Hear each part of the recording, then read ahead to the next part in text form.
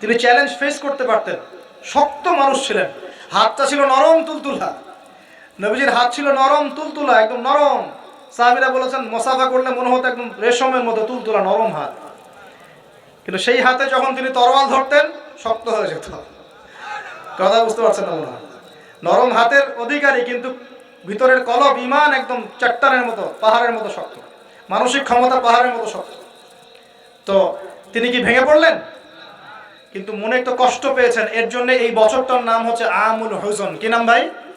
আমুল হুজন, মানে কষ্টের বছর। ঠিক এই সময় এই যে নবীজি কষ্ট পেয়েছেন, মনে কষ্ট পেয়েছেন, তার আশ্রয়স্থলগুলো একটা একটা করে শেষ হয়ে গেল, তিনি এখন মনোকষ্ট ভুগছেন। ঠিক এই সময় আল্লাহ রাব্বুল আলামিন কি করলেন এখন শুনেন। এখান থেকে আমরা আস্তে আস্তে আলোচনা শেষের দিকে যাব, খুব মনোযোগ দিবেন। নবী সাল্লাল্লাহু আলাইহি ওয়াসাল্লাম এশার নামাজ পড়েছেন। কিসের নামাজ? এশার নামাজ পড়ে কাবা ঘরের পাশে হাতিম আছে, কাবার হাতিম, হাতিমের উপর তিনি শুয়ে আছেন ডান কাত হয়ে। ডান কাতে শোয়া সুন্নত। ডান কাতে শুয়ে আছেন, তন্দ্রা ভাব, পরিপূর্ণ ঘুম আসে নাই। নবীদের কিন্তু ঘুম নাই, নবীদের ঘুমটাও কিন্তু, নবীদের ঘুমের মধ্যে যা আসে আল্লাহর পক্ষ থেকে সেটা ওহী। নবীদের দেহ ঘুমায়, অন্তর কিন্তু ঘুমায় না, মনে রাখবেন। নবীদের কি ঘুমায় না? কলব, অন্তর কিন্তু ঘুমায় না, মনে রাখবেন। এবার তিনি শুয়ে আছেন, হঠাৎ দুইজন ফেরেশতা আসলেন। কয়জন ভাই? একজন জিবরাইল আলাইহিস সালাম, একজন মিকাইল আলাইহিস সালাম। এসে নবী সাল্লাল্লাহু আলাইহি ওয়াসাল্লামকে আস্তে করে জাগিয়ে দিলেন। জাগিয়ে নবী সাল্লাল্লাহু আলাইহি ওয়াসাল্লামকে হাত ধরে নিয়ে যাচ্ছেন। কোথায়? পাশেই জমজম কূপের পাশে। পাশে জমজম কূপ আছে, দেখেছিলেন না? যারা হজ উমরা করে আসছেন হয়তো দেখতে পারবেন। এই জমজম আগের মতো তো আর নাই, একটা আইডিয়া পাবেন আর কি। জমজম কূপের পাশে নিয়ে গিয়ে নবী সাল্লাল্লাহু আলাইহি ওয়াসাল্লামকে আবার আস্তে করে শুইয়ে দেওয়া হলো। এই যে পুরো ঘটনাগুলো ঘটে যাচ্ছে না, এগুলো কিন্তু মুহূর্তে ঘটে যাচ্ছে। মানে এই পুরো বিশাল ঘটনা ঘটে যাওয়ার পর দেখা যাবে ওই অজুর পানি কেবল গড়িয়ে গড়িয়ে যাচ্ছে, এখনো শেষ হয়নি। মানে সময় কে নিয়ন্ত্রণ করে? পৃথিবীর সময়ের ফ্রেম আর আল্লাহ পাকের টাইম ফ্রেম এক নয়। আল্লাহ পাকের টাইম ফ্রেম টোটালি ডিফারেন্ট, আমাদের টাইম ফ্রেম আলাদা, মনে থাকবে। এখানে কিন্তু অনেক নাস্তিক অনেক প্রশ্ন করতে পারে। এবার শুইয়ে দেওয়ার পর নবী সাল্লাল্লাহু আলাইহি ওয়াসাল্লামের বুকটাকে একদম এই গলার নিচ থেকে নিয়ে যেখানে লোম উঠে নাভি, এই নাভি পর্যন্ত চিরে দেওয়া হয়েছে জীবিত অবস্থাতেই। এবার তার হার্ট, কলিজাটাকে বের করা হয়েছে। এই প্রথম ওপেন হার্ট সার্জারি নাম শুনেছেন কিনা? যে ওপেন হার্ট সার্জারি হচ্ছে। এবার এই কলিজাটাকে প্রথমে জমজমের পানি দিয়ে ধোয়া হয়েছে। কিসের পানি? জমজমের পানির মধ্যে শেফা আছে। যাদের অসুস্থতা আছে জমজমের পানিতে সূরা ফাতিহা ফু দিয়ে খাবেন, ইনশাআল্লাহ শেফা হয়ে যাবে, ইনশাআল্লাহ শেফা হবে। জমজমের পানিতে ধোয়ার পরে এর এই কলবটাকে, কলিজাটাকে ঈমান এবং হিকমতে পূর্ণ একটা পেয়ালা দিয়ে ধুয়ে দেওয়া হয়েছে। একটা পেয়ালার মধ্যে ঈমান নিয়ে আসা হয়েছিল এবং হিকমা, প্রজ্ঞা নিয়ে আসা হয়েছে। এটা রাখার পরে ঈমান প্রজ্ঞা দিয়ে ঢেলে এই পুরো জায়গাটা বন্ধ করে দেওয়া হয়েছে। কি রূপ কথা মনে হচ্ছে? আমরা যে নিঃশ্বাস নিচ্ছি এটাই কি আল্লাহর অলৌকিকত্ব না? এই যে হার্ট আমাদের পাম্প করতেছে, যখন আমরা ছোট বাচ্চা ছিলাম ওই সময় থেকে নিয়ে এখন পর্যন্ত পাম্প করছে। 1 সেকেন্ডের জন্য কি থেমে গিয়েছিল? এটাই তো অলৌকিকত্ব। যে আল্লাহ আমাদেরকে বাঁচায় রাখতে পারেন, সে আল্লাহর পক্ষে এগুলো করা কি অসম্ভব কিছু? আচ্ছা, এবার নবী সাল্লাল্লাহু আলাইহি ওয়াসাল্লামকে একটা বাহনের মধ্যে উঠানো হচ্ছে। বাহনটার নাম বোরাক। কি নাম? বোরাক। এবার বাহনটা হচ্ছে গাধার চেয়ে একটু বড়, খচ্চরের চেয়ে একটু ছোট এবং একটু লম্বা দেহের, সাদা রঙের। কি রঙের? এবার নবীজি এখানে উঠতে যাচ্ছেন, বাহনটা একটু ফাপড় নিল, একটু ভাব দেখালো আর কি। ভাব দেখানো বোঝেন কিনা? ওই যে আপনার গার্লফ্রেন্ড আপনার সাথে যা দেখায় আর কি। আছে তো গার্লফ্রেন্ড, না ভাই? এখন রাসূল যা দিয়েছেন, এই রাসূলের দেয়াগুলো আমরা কোথায় পাবো? কোরআনে না হাদিসে? বলেন। রাসূল যা থেকে নিষেধ করেছেন, এই নিষেধগুলো আমরা কোথায় পাবো? কোরআনে না হাদিসে? কোরআনে আমরা দেখতে পাচ্ছি আল্লাহ যা দিয়েছেন, আল্লাহ যা নিষেধ করেছেন। কোরআনে কি আছে রাসূল যা দিয়েছেন, রাসূল যা নিষেধ করেছেন? তাহলে রাসূল যা দিয়েছেন, রাসূল যা নিষেধ করেছেন সাল্লাল্লাহু আলাইহি ওয়াসাল্লাম, এগুলো আমরা পাবো কোথায়? সুন্নতে বা হাদিসে। কথা ঠিক আছে? এখন সুন্নত বা হাদিস কি আলাদা কিছু নাকি একই উৎস থেকে আসছে? উত্তর হচ্ছে সূরা নাজম আয়াত নাম্বার 3-4। আল্লাহ পাক বলছেন বিসমিল্লাহির রহমানির রহিম, ওয়া মা ইয়ানতিকু আনিল হাওয়া ইন হুয়া ইল্লা ওয়াহয়ুন ইউহা। আল্লাহ পাক বলছেন রাসূলুল্লাহ সাল্লাল্লাহু আলাইহি ওয়াসাল্লাম নিজের মন গড়া কোনো কথা বলেন না। রাসূলুল্লাহ সাল্লাল্লাহু আলাইহি ওয়াসাল্লাম নিজের মন গড়া কোনো কথা বলেন না। তিনি সেই কথাটুকুই বলেন যা তার কাছে ওহী করা হয়। অর্থাৎ রাসূলুল্লাহ সাল্লাল্লাহু আলাইহি ওয়াসাল্লাম যে আমাদেরকে বলেছেন ঘুমানোর আগে বিসমিল্লাহি আল্লাহুম্মা বিইসমিকা আমুতু ওয়া আহইয়া বলতে, এটাও আল্লাহ পাকের ওহী। রাসূল সাল্লাল্লাহু আলাইহি ওয়াসাল্লাম যে আমাদেরকে শিখিয়েছেন বাথরুমে ঢোকার সময় বাম পা দিয়ে ঢুকতে, ডান পা দিয়ে বের হতে, ঢোকার সময় বলতে বিসমিল্লাহ আল্লাহুম্মা ইন্নী আউযু বিকা মিনাল খুবসি ওয়াল খাবাইস, আর বের হওয়ার সময় বলতে আলহামদুলিল্লাহিল্লাযী আযহাবা আনিল আযান ওয়া আফানি গুফরানাকা। এই প্রত্যেকটা দোয়াও আল্লাহর পক্ষ থেকে ওহী। আমি কি বোঝাতে পারছি? রাসূল যে বলেছেন বিসমিল্লাহ বলে ওযু শুরু করতে এবং ওযু শেষ করার পরে কালিমা শাহাদাত পড়তে, এটাও আল্লাহর পক্ষ থেকে কি বলেন? ওহী। রাসূল যে বলেছেন স্ত্রীর সাথে মিলন করার আগে বলবে বিসমিল্লাহ আল্লাহুম্মা জান্নিবনা শাইতান ওয়া জান্নিবাশ শাইতান মা রাযাকতানা, এই দোয়াটাও আল্লাহর পক্ষ থেকে কি ওহী। রাসূল সাল্লাল্লাহু আলাইহি ওয়াসাল্লাম যে প্রত্যেকটা কাজ ডান দিক থেকে করতে বলেছেন, এটাও আল্লাহ পাকের কি ওহী। এরকম প্রতিটা কাজ শুধু আমাদের ব্যক্তি জীবনের আমল নয়, বরং আমাদের পারিবারিক জীবন, সামাজিক জীবন, আমাদের রাষ্ট্রীয় জীবন, আমাদের অর্থনৈতিক জীবন, প্রত্যেকটা জীবনের প্রতিটা কাজই রাসূলুল্লাহ সাল্লাল্লাহু আলাইহি ওয়াসাল্লামের সুন্নত মতো করার নামই হচ্ছে ইত্তেবায়ে সুন্নাহ, নবীর সুন্নতকে অনুসরণ করা। এবং নবীর সুন্নতকে অনুসরণ না করলে কেউ জান্নাত যেতে পারবে না।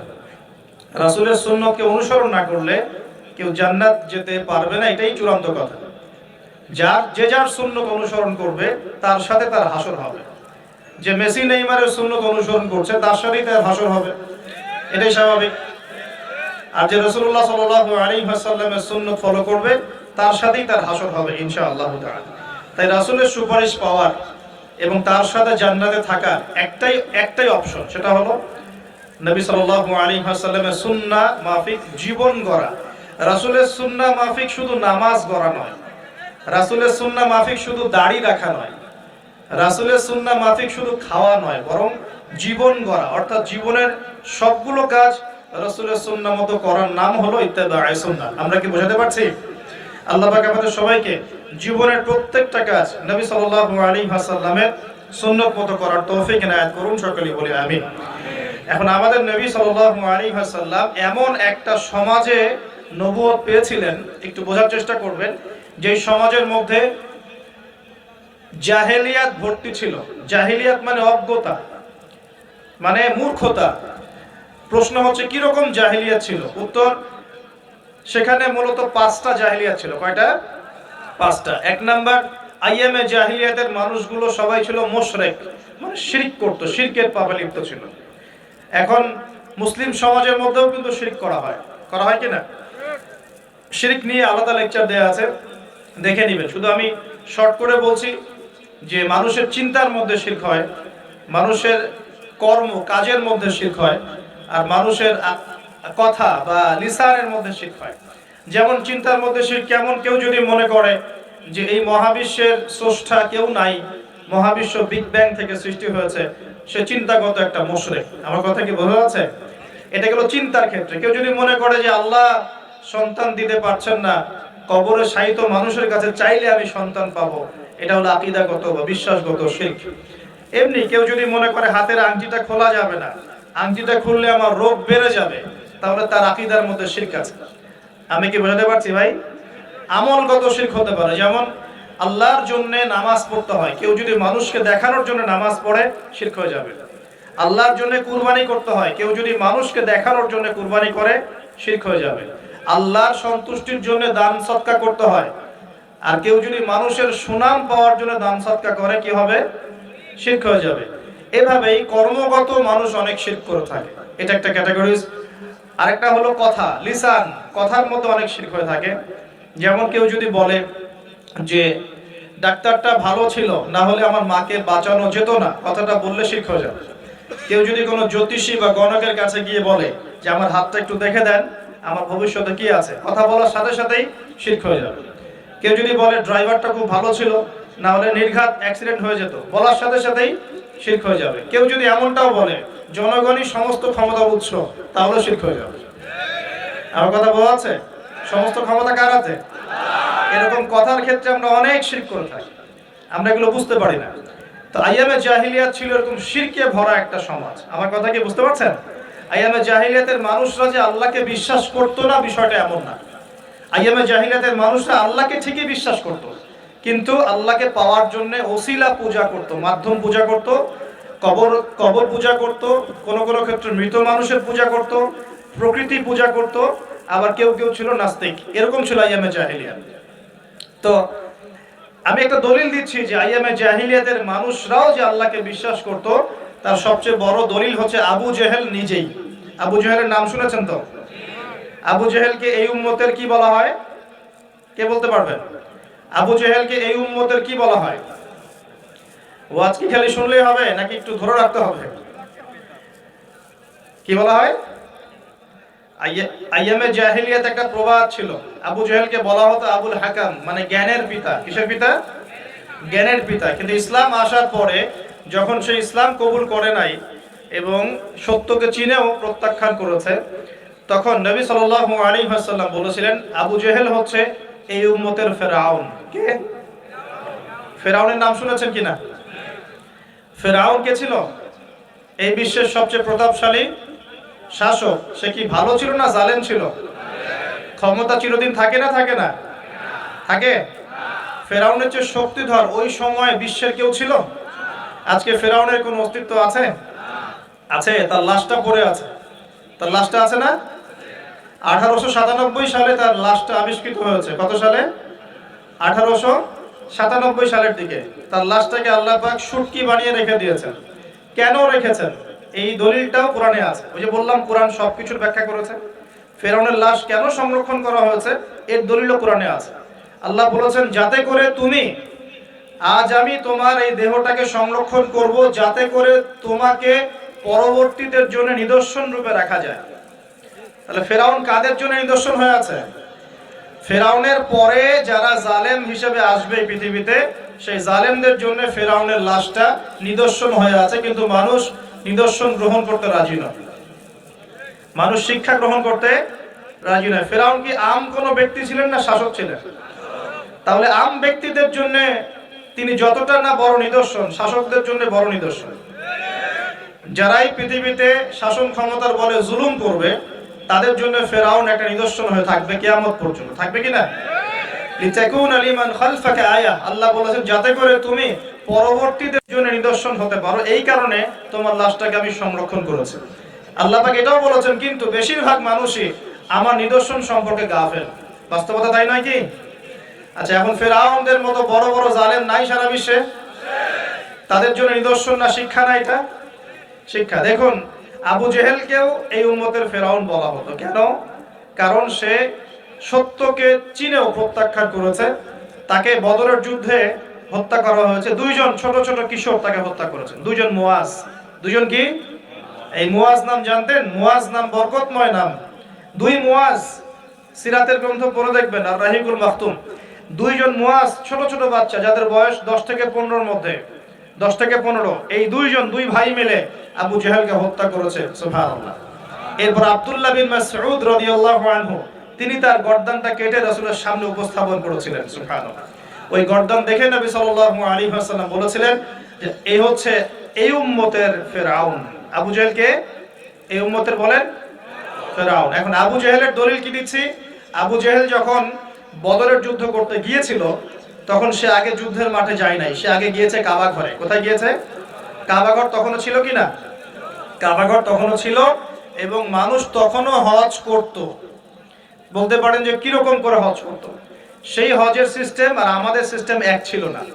তারা দাবি করত যে তারা ইব্রাহিম আলাইহিস সালামের সুন্নাহ ফলো করছে, তারা দাবি করত। এই দাবির উপর ভিত্তি করে তারা কাবা ঘরের ভিতরে 360টা মূর্তি ঢুকিয়েছিল। কয়টা? 360টা। এই মূর্তিগুলোর মধ্যে ইব্রাহিম আলাইহিস সালামের মূর্তিও ছিল, ইসমাইল আলাইহিস সালামের মূর্তিও ছিল। আসলে তারা তো আর জানতো না তারা কেমন দেখতে। তারা কি জানতো? এটা কাল্পনিক স্ট্যাচু তারা গঠন করেছিল এবং তার কাছে তারা সেজদা করত। তাদের ধারণা ছিল ইব্রাহিম আলাইহিস সালাম তো ভালো মানুষ, ভালো মানুষ না? তার কাছে চাইলেই আল্লাহর কাছে চাওয়া হবে। এমনটা আমাদের এখানে অনেকে মানুষের আকীদা আছে না, যে অনেক কবরে চলে গেছে মানুষ, তাদের আকীদা হচ্ছে এই মানুষ অনেক বুজুর্গ ছিল, তার কাছে চাইলেই আল্লাহর কাছে চাওয়া হয়। আকীদা একই কিনা? এগুলো শিরকি আকীদা। চাবেন কার কাছে? সরাসরি কার কাছে?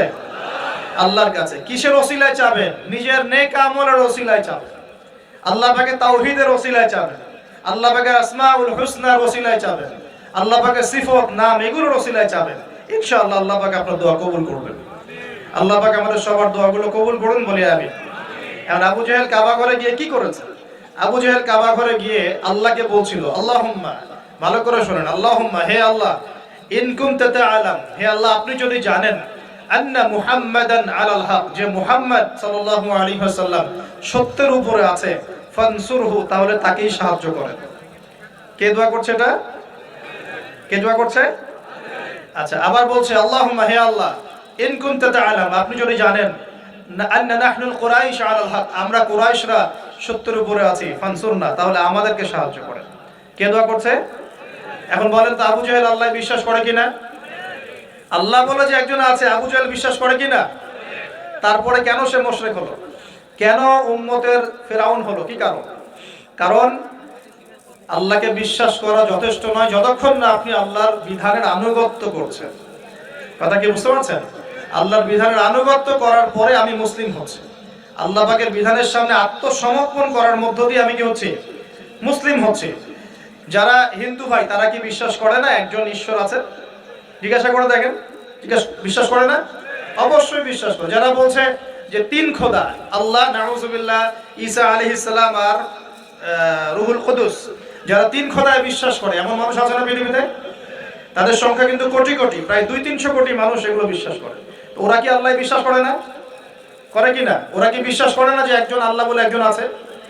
যারা বুদ্ধিস্ট, তারা কি বিশ্বাস করে না যে আল্লাহ বলে একজন আছে? তাহলে আল্লাহ বলে একজন আছে, উপরওয়ালা একজন আছে, এই বিশ্বাস যথেষ্ট নয়। এই কারণে ইব্রাহিম আলাইহিস সালামকে আল্লাহ পাক বলছেন আমার খলিল, আমার বন্ধু। ইয ক্বালা লাহু রাব্বুহু আসলিম, যখনই তার রব তাকে বলেছে আসলিম, আত্মসমর্পণ করো, ক্বালা আসলামতু লিরাব্বিল আলামিন, ইব্রাহিম বলেছে আমি আমার রবের সামনে আত্মসমর্পণ করলাম। সুবহানাল্লাহ। এই হলো মুসলিম। আর ইব্রাহিম আলাইহিস সালাম তোমাদের পিতা, মুসলিম জাতির পিতা, হুয়া সাম্মাকুমুল মুসলিমিন, যিনি তোমাদের নামকরণ করেছেন মুসলিম। তাহলে ইব্রাহিম কেমন মুসলিম ছিলেন? প্রশ্ন করা মুসলিম না আত্মসমর্পণ করা মুসলিম? এখন মুসলিমদেরকে বোঝাতে হয় নামাজের বৈজ্ঞানিক ব্যাখ্যা কি, তারপর নামাজ পড়ে। যাকাতের অর্থনৈতিক ভিত্তি কি, যাকাতের সামাজিক সুফল কি, বোঝাতে হয়, তারপর যাকাত দেয়। রমজানের মেডিকেল ব্যাখ্যা কি, রোজা রাখলে শরীর কিভাবে ভালো থাকে, এগুলো বোঝানোর পর রোজা রাখে।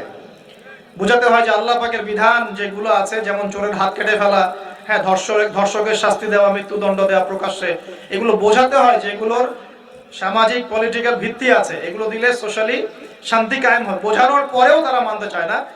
ইব্রাহিম আলাইহিস সালাম আল্লাহর আদেশ আসার সাথে সাথেই আত্মসমর্পণ করতেন। এই হলো মুসলিম। তাহলে ইসলাম কাকে বলে? আত্মসমর্পণ, নাকি কিছু অংশ মানবো কিছু অংশ মানবো না? এখন আমরা যে কিছু অংশ মানি কিছু অংশ মানি না, এটা দেখার জন্য আপনাকে রমজান মাস পর্যন্ত অপেক্ষা করতে হবে। কিরকম? রমজান মাসে দেখবেন যে নামাজ পড়লো মাশাআল্লাহ, তারাবির নামাজ, ব্যবসা করতে গিয়ে দেখবেন মাপে কম দিবে। তার মানে সে নামাজ ইবাদত বন্দেগীর জীবনে আল্লাহকে মানে ঠিকই, অর্থনৈতিক জীবনে আল্লাহকে মানে না। ওখানে তার কাছে মনে হচ্ছে আল্লাহ দেখছেন না, এখানে আমি যা ইচ্ছা তাই করতে পারবো। একজন পরেজগার ব্যক্তি, তাহাজ্জুদ গোজার, মাশাআল্লাহ, রাতে তাহাজ্জুদ পড়েন, দেখবেন অফিসে গিয়েছে, আদালতে, অন্য জায়গায় গিয়েছে, চাকরি ক্ষেত্রে, সেখানে গিয়ে টেবিলের তল দিয়ে টাকা নেওয়া শুরু করেছে। তো তার ধারণা যে এইখানে আল্লাহ তাকে দেখছে না, নামাজে আল্লাহ তাকে দেখছে। আবার আমাদের দিনী বোন অনেকে রোজা রাখে, মাশাআল্লাহ, রোজা রেখেও দেখবেন সিরিয়াল দেখছে, গীবত করছে, বেপরদা হয়ে বাইরে ঘুরছে, করছে কিনা? আবার রোজাও কিন্তু রাখছে। তার মানে তার ধারণা যে ইবাদত বন্দেগীর জীবনে আল্লাহ আমাকে, এখানে লা ইলাহা ইল্লাল্লাহ ঠিক আছে, মুহাম্মাদুর রাসূলুল্লাহ ঠিক আছে, কিন্তু শরঈ পর্দার ক্ষেত্রে, অন্যান্য জীবনের অন্যান্য ক্ষেত্রে আমি লা ইলাহা ইল্লাল্লাহ মুহাম্মাদুর রাসূলুল্লাহর পরোয়া করছি না। আমরা অনেক মানুষকে দেখেছি ব্যক্তিগতভাবেও এবং সোশ্যালিও, ইবাদত বন্দেগীর জীবনে পাক্কা মুসলমান, একদম কপালে সেজদার দাগ পড়ে গেছে, পায়ের মধ্যে সেজদার দাগ পড়ে আছে, ওই ব্যক্তি অর্থনৈতিক জীবনে গিয়ে পাক্কা সুদখোর, আছে কি নাই? এমন লোকের অভাব আছে? আমরা মোটামুটি অনেকেই এর মধ্যে ইনভলভ হয়ে যাই। আমরা একটা জিনিস বোঝাতে ব্যর্থ হচ্ছি, এবং এই মাহফিলের সিজনে এই একটা দাওয়াতই আমি দেওয়ার চেষ্টা করেছি, সেটা হলো নিজেকে এবং আপনাদেরকেও, যে ইসলাম আংশিক কোনো জীবন ব্যবস্থা নয়। ইসলামের মধ্যে প্রতিটা বিষয়ের হেদায়েত আছে। আমি মানতে পারি না পারি, আগে আমাকে আত্মসমর্পণ তো করতে হবে নাকি? আমি হয়তো মানতে পারছি না, আমি জানি এই যুগে 100% ইসলাম পালন করা এত সহজ নয়। এটা কথা বলা সহজ, কিন্তু কাজ করা এতটা সহজ নয়। যদি করতে চাই পাহাড়ে চলে যাওয়া লাগবে, পাহাড়ে গরু ছাগল চড়াইতে হবে, ওখানে একদম ফিতনামুক্ত পরিবেশে নিজের চাষবাস করে খাইতে হবে, ছাগলের দুধ ধোয় খাইতে হবে, ওখানে আজান দেওয়া লাগবে, এর মধ্যে আজান নামাজ পড়া লাগবে, ফিতনা থেকে দূরে থাকা লাগবে, তাহলে 100% পালন করতে পারবো হয়তো। এই সমাজে, এই সামাজিক ব্যবস্থায় থেকে 100% ইসলাম পালন করা, যে বলবে সে মিথ্যা কথা বলছে। আমি যদি বলি আমি মিথ্যা কথা বলছি। 100% ইসলাম পালন করা এই যুগে এত সহজ নয়, এত সহজ নয়। কিন্তু আমি জানি সহজ নয়, কিন্তু আমরা তো নিয়াত করতে পারি নাকি, যে আল্লাহ আমি বিশ্বাস করি কোরআন এবং সুন্নাহই চূড়ান্ত, এবং এর মধ্যেই জীবনের সবকিছু হেদায়েত আছে। আল্লাহ আমি এর সামনে আত্মসমর্পণ করলাম, তুমি আমাকে পরিপূর্ণ জীবনে ইসলাম পালনের তৌফিক দাও আল্লাহ। এই দোয়াটা করা যায় তো, এই নিয়াতটা তো করা যায়। ইন্নামাল আমালু কি, ইন্নামাল আমালু বিনিয়াত, কাজের ফলাফল ডিপেন্ড করে কিসের উপরে? নিয়াতের উপরে। তো নিয়াতটা করি ইনশাআল্লাহ। এখন নামাজ পড়তে পারছি, কালকে দাড়িও রাখবো ইনশাআল্লাহ। কালকে দাড়ি রেখেছি, পাক্কা মুসল্লি হয়েছি, ফরজ আদায় করছি, কালকে সুন্নত নফলও পড়বো ইনশাআল্লাহ। নামাজ ঠিক হয়ে গেছে আলহামদুলিল্লাহ, তাহাজ্জুদ পর্যন্ত পড়ছি। আমার অর্থনৈতিক জীবনে সুদও ছাড়বো ইনশাআল্লাহ, ঘুষও ত্যাগ করবো ইনশাআল্লাহ, অন্যের সম্পদ আত্মসাৎ করাও বন্ধ করবো ইনশাআল্লাহ, দুর্নীতি বন্ধ করবো ইনশাআল্লাহ। আজকে আমি মুসল্লি হয়েছি, আমার পরিবারে পর্দাও কায়েম করবো ইনশাআল্লাহ। আমার পরিবার ঠিক আছে ইনশাআল্লাহ, আমি সামাজিক দায়িত্ব পেয়েছি, আমি আমার সাধ্যমতো সমাজে ইসলাম প্রতিষ্ঠার চেষ্টা করবো ইনশাআল্লাহ। চেষ্টা তো করতে হবে, আল্লাহ পাক চেষ্টা দেখবেন। যদি চেষ্টাটাও না করি, আল্লাহর কাছে কি জবাব দিব, কি মুখ দেখাবো? আমাদের সবাইকে নবী সাল্লাল্লাহু আলাইহি ওয়াসাল্লামের সামনে মুখ দেখাতে হবে না? একবার দেখাতে হবে ইচ্ছায় হোক আর অনিচ্ছায় হোক, আর একবার দেখাতে হবে ঐচ্ছিকভাবে। বুঝাচ্ছি কিভাবে? ইচ্ছায় হোক আর অনিচ্ছায় হোক কোথায়? কবরে। কোথায়? সবাইকে দেখানো হবে। আমি আপনি এভরিবডি, সবাই দেখবে আমাদের নবী মুহাম্মদ সাল্লাল্লাহু আলাইহি ওয়াসাল্লামের এই নূরানি চেহারা, সবাই দেখবে ইনশাআল্লাহ। আল্লাহ পাক প্রশ্ন করবেন, ফেরেশতাদের মাধ্যমে প্রশ্ন করাবেন, মান হাযার রাজুল বুইসা ফীকুম, এই ব্যক্তিকে যাকে তোমাদের কাছে পাঠানো হয়েছিল। পৃথিবীতে যদি আমরা রাসূলের সুন্নাহ মতো চলতে পারি বা চলার চেষ্টা করি ইনশাআল্লাহ, সেই ব্যক্তি বলতে পারবে যে তিনি হচ্ছেন রাসূলুল্লাহ সাল্লাল্লাহু আলাইহি ওয়াসাল্লাম। আমি আল্লাহর কিতাব পড়ে জেনেছিলাম যে তিনি আল্লাহর রাসূল সাল্লাল্লাহু আলাইহি ওয়াসাল্লাম। আর যারা দুনিয়াতে চেষ্টা পর্যন্ত করবে না, তারা কি উত্তর দিতে পারবে? তাই মনে হয়। আর একবার হচ্ছে ঐচ্ছিক। এটা কেমন? রাসূল সাল্লাল্লাহু আলাইহি ওয়াসাল্লাম হাউজে কাউসারের সামনে দাঁড়িয়ে থাকবেন, আকাশের তারা যত বেশি, তার চেয়ে বেশি হবে পানপাত্র, গ্লাস। তো নবী সাল্লাল্লাহু আলাইহি ওয়াসাল্লাম সবাইকে হাউজে কাউসারের পানি পান করাবেন। ওই দিন অন্য কোনো ব্র্যান্ডের পানি চলবে না, শুধু হাউজে কাউসারের পানি চলবে। মাম পানি, প্রাণ পানি, এসব পানি নাই, শুধু হাউজে কাউসারের পানি। কথা বুঝতে পারছেন? কোনো ড্রিঙ্কস নাই, সফট ড্রিঙ্কস, হার্ড ড্রিঙ্কস, কোনো ড্রিঙ্কস নাই, শুধু কি হাউজে কাউসারের পানি। এই পানি ছাড়া কোনো পানি নাই। এই পানি যে খাবে, এই যে 50,000 বছরের সমান দিন, কিয়ামতের দিন, এই দিনে সে ইনশাআল্লাহ পিপাসার্ত হবে না, সে আর কোনোদিনও পিপাসার্ত হবে না ইনশাআল্লাহ। আর যে ব্যক্তি পান করতে পারবে না, তার কি অবস্থা সেটা বুঝতেই পারছেন। সবাইকে নবীজি পান করাতে থাকবেন। হঠাৎ পর্দা পড়ে যাবে, হঠাৎ একটা পর্দা পড়ে যাবে, অদৃশ্য পর্দা। নবীজি বলবেন, ইন্নাহু মিন্নি, এরা তো আমার উম্মত। কেন পর্দা পড়ে গেল? আল্লাহ পাক জানিয়ে দিবেন, ইয়া রাসূলুল্লাহ সাল্লাল্লাহু আলাইহি ওয়াসাল্লাম, ইয়া নবী আল্লাহ, হে আল্লাহর নবী, আপনি জানেন না, ইন্নাকা লা তাদরি, আপনি জানেন না, মা আহদাসু বা'দাকা, আপনার ইন্তেকালের পরে এরা আপনার শরীয়তের মধ্যে কত নতুন নতুন বেদাত চালু করেছে, কত নতুন নতুন আমল চালু করেছে, আকীদা চালু করেছে, এটা আপনি জানেন না। ইন্নাকা লা তাদরি মা আহদাসু বা'দাক, সহিহ বুখারীর মধ্যে হাদিস আছে। নবীজি তখন বলবেন, সুহকান সুহকান, দূর হও দূর হও, লিমান গায়্যারা বা'দি, যারা আমার পরে দিনকে পরিবর্তন করেছো তারা দূর হয়ে যাও। প্রিয় ভাইরা, আমরা নিয়াত করতে পারি তো ইনশাআল্লাহ যে আমরা জীবনের প্রতিটা ক্ষেত্রে রাসূলের সুন্নাহ মেনে চলার চেষ্টা করব ইনশাআল্লাহ। এবং ইসলাম মানে আত্মসমর্পণ, আল্লাহর সামনে নিজের ইচ্ছাকে সমর্পণ করে দিব ইনশাআল্লাহ। কতটুকু পারবো না পারবো সেটা পরে, আগে আত্মসমর্পণ করব ইনশাআল্লাহ। আল্লাহ পাক রাস্তা দেখাবেন ইনশাআল্লাহ। বিশ্বাস করেন, যে ব্যক্তি চাইবে আল্লাহর কাছে মন থেকে, আল্লাহ আমি নামাজ পড়ছি, মাশাআল্লাহ আমি পর্দা কায়েম করেছি, আমি কোরআন তেলাওয়াত শিখছি, দ্বীনের ফিকির করছি, দ্বীন প্রচারের চেষ্টা করছি, আল্লাহ আমাকে তুমি সুদও ছাড়ার তৌফিক দাও, আল্লাহ অবশ্যই তাকে তৌফিক দেবেন ইনশাআল্লাহ। যে আল্লাহর কাছে যা চাইবে আল্লাহ পাক তাকে সেটাই দেবেন ইনশাআল্লাহ।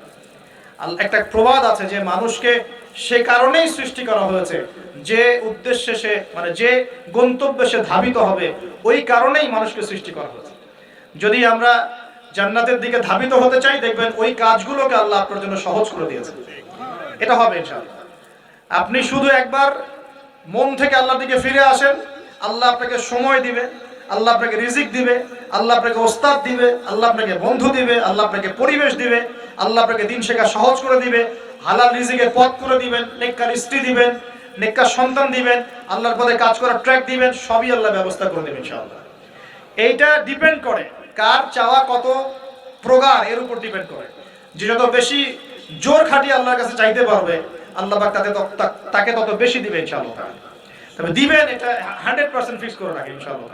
আল্লাহ পাক আমাদের সবাইকে পরিপূর্ণ মুসলিম হওয়ার তৌফিক এনায়েত করুন। প্রিয় ভাইরা, যেখানে ছিলাম, আইয়ামে জাহিলিয়াতে এমন শিরক ছিল, এক নাম্বার। দুই, আইয়ামে জাহিলিয়াতে ঠিক এমনই সুদ ছিল। আমাদের সমাজে সুদ আছে না? এরকম সুদ ভিত্তিক অর্থনৈতিক সিস্টেম ছিল আইয়ামে জাহিলিয়াতের মধ্যে। তিন নাম্বার ছিল মাদক। আমাদের সমাজে মাদক আছে না? মাদকের ছড়াছড়ি নাই।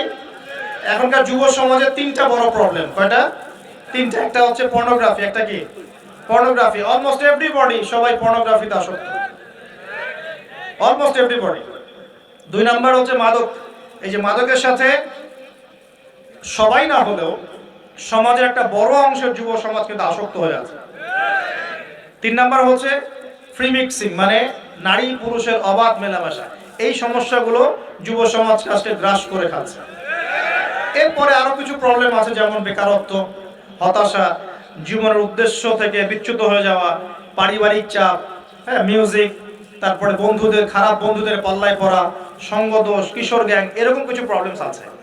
তবে যুবকদের সমস্ত প্রবলেমস সলভ করার জন্য আপনারা অনেক ট্র্যাক দেখাতে পারেন। আমি আমার জায়গা থেকে মাত্র দুইটা সলিউশন দেব। কয়টা ভাই? এই দুইটার উপর আমল করেন। 40 দিন আমল করবেন। কয়দিন? প্রেসক্রিপশন করছি, মাত্র 40 দিন। যদি 40 দিন আমল করার পরে যুব সমাজ এখান থেকে বের না হতে পারে, তারপরে আমার সাথে যোগাযোগ করেন, আমার কথা বলেন যে ভাই আপনার কথা কাজ হয় নাই, এটা বলে দেখেন। লক্ষ লক্ষ যুবকের জীবন এভাবে চেঞ্জ হয়েছে, লক্ষ লক্ষ, একটা দুটো না। ইনশাআল্লাহ আপনারটাও হবে ইনশাআল্লাহ। লক্ষ লক্ষ যুবকের জীবন পরিবর্তন হয়েছে, এবং এমন এমন জায়গায় গিয়ে এই কথাগুলো পড়ছে, আমিও জানি না কোথায় গিয়ে কথাগুলো পড়ছে। যেমন আজকে যে এয়ারে আসছিলাম, বাংলাদেশের একটা বড় কোম্পানির একজন এমডি আমারই হয়তো পাশে বসেছিল, আমি চিনতে পারি নাই, সে আমাকে চিনেছে। নামার সময় আমাকে বলছে যে আপনি আমার কার্ডটা রাখেন, কোনো একদিন হয়তো আমি আপনার কাজে আসতে পারি। তা আমি তার কার্ডটা রেখে দিয়েছি। তিনি বলছেন যে আপনার লেকচার শুনে আমি তিনটা কাজ করেছি। এক, হজ ফরজ হয়েছিল, আমার উপরে হজ করেছি। দুই, আমি বড় একটা সুদী কোম্পানির মধ্যে ছিলাম, আমি সুদের সমস্ত সম্পদ দান করে দিয়েছি। সুদ তো ছেড়ে দিয়েছি, সুদের সমস্ত সম্পদ দান করে দিয়েছি। আর তিন নাম্বার, নামাজে গাফেল ছিলাম, নামাজ ধরেছি।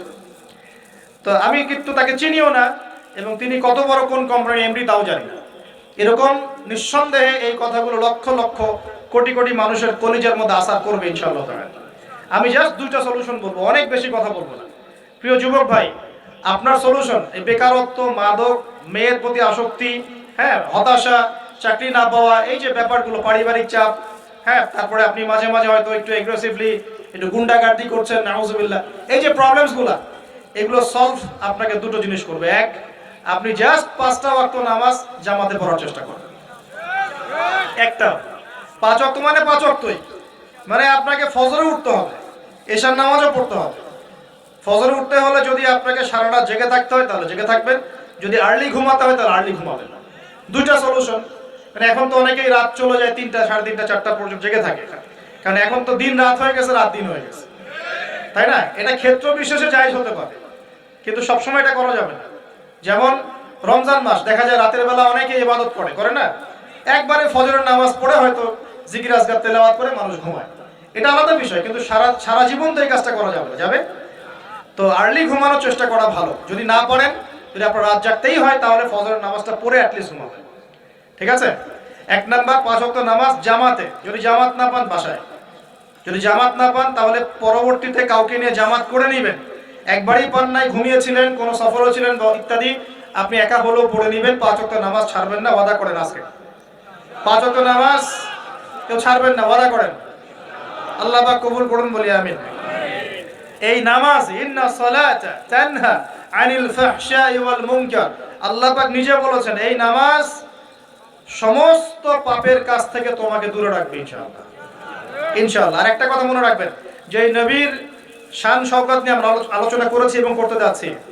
রাসূলুল্লাহ সাল্লাল্লাহু আলাইহি ওয়াসাল্লাম মুমূর্ষু অবস্থায়, একদম মুমূর্ষু অবস্থায় উম্মতের জন্য যে নসিহতগুলো করেছেন তার মধ্যে একটা হচ্ছে as-সালাত, as-সালাত ওয়া মা মালাকাত আইমানুকুম। নামাজ, নামাজের ব্যাপারে যত্নবান হও এবং তোমাদের অধীনস্থদের ব্যাপারে যত্নবান হও। এই দুটো কথা।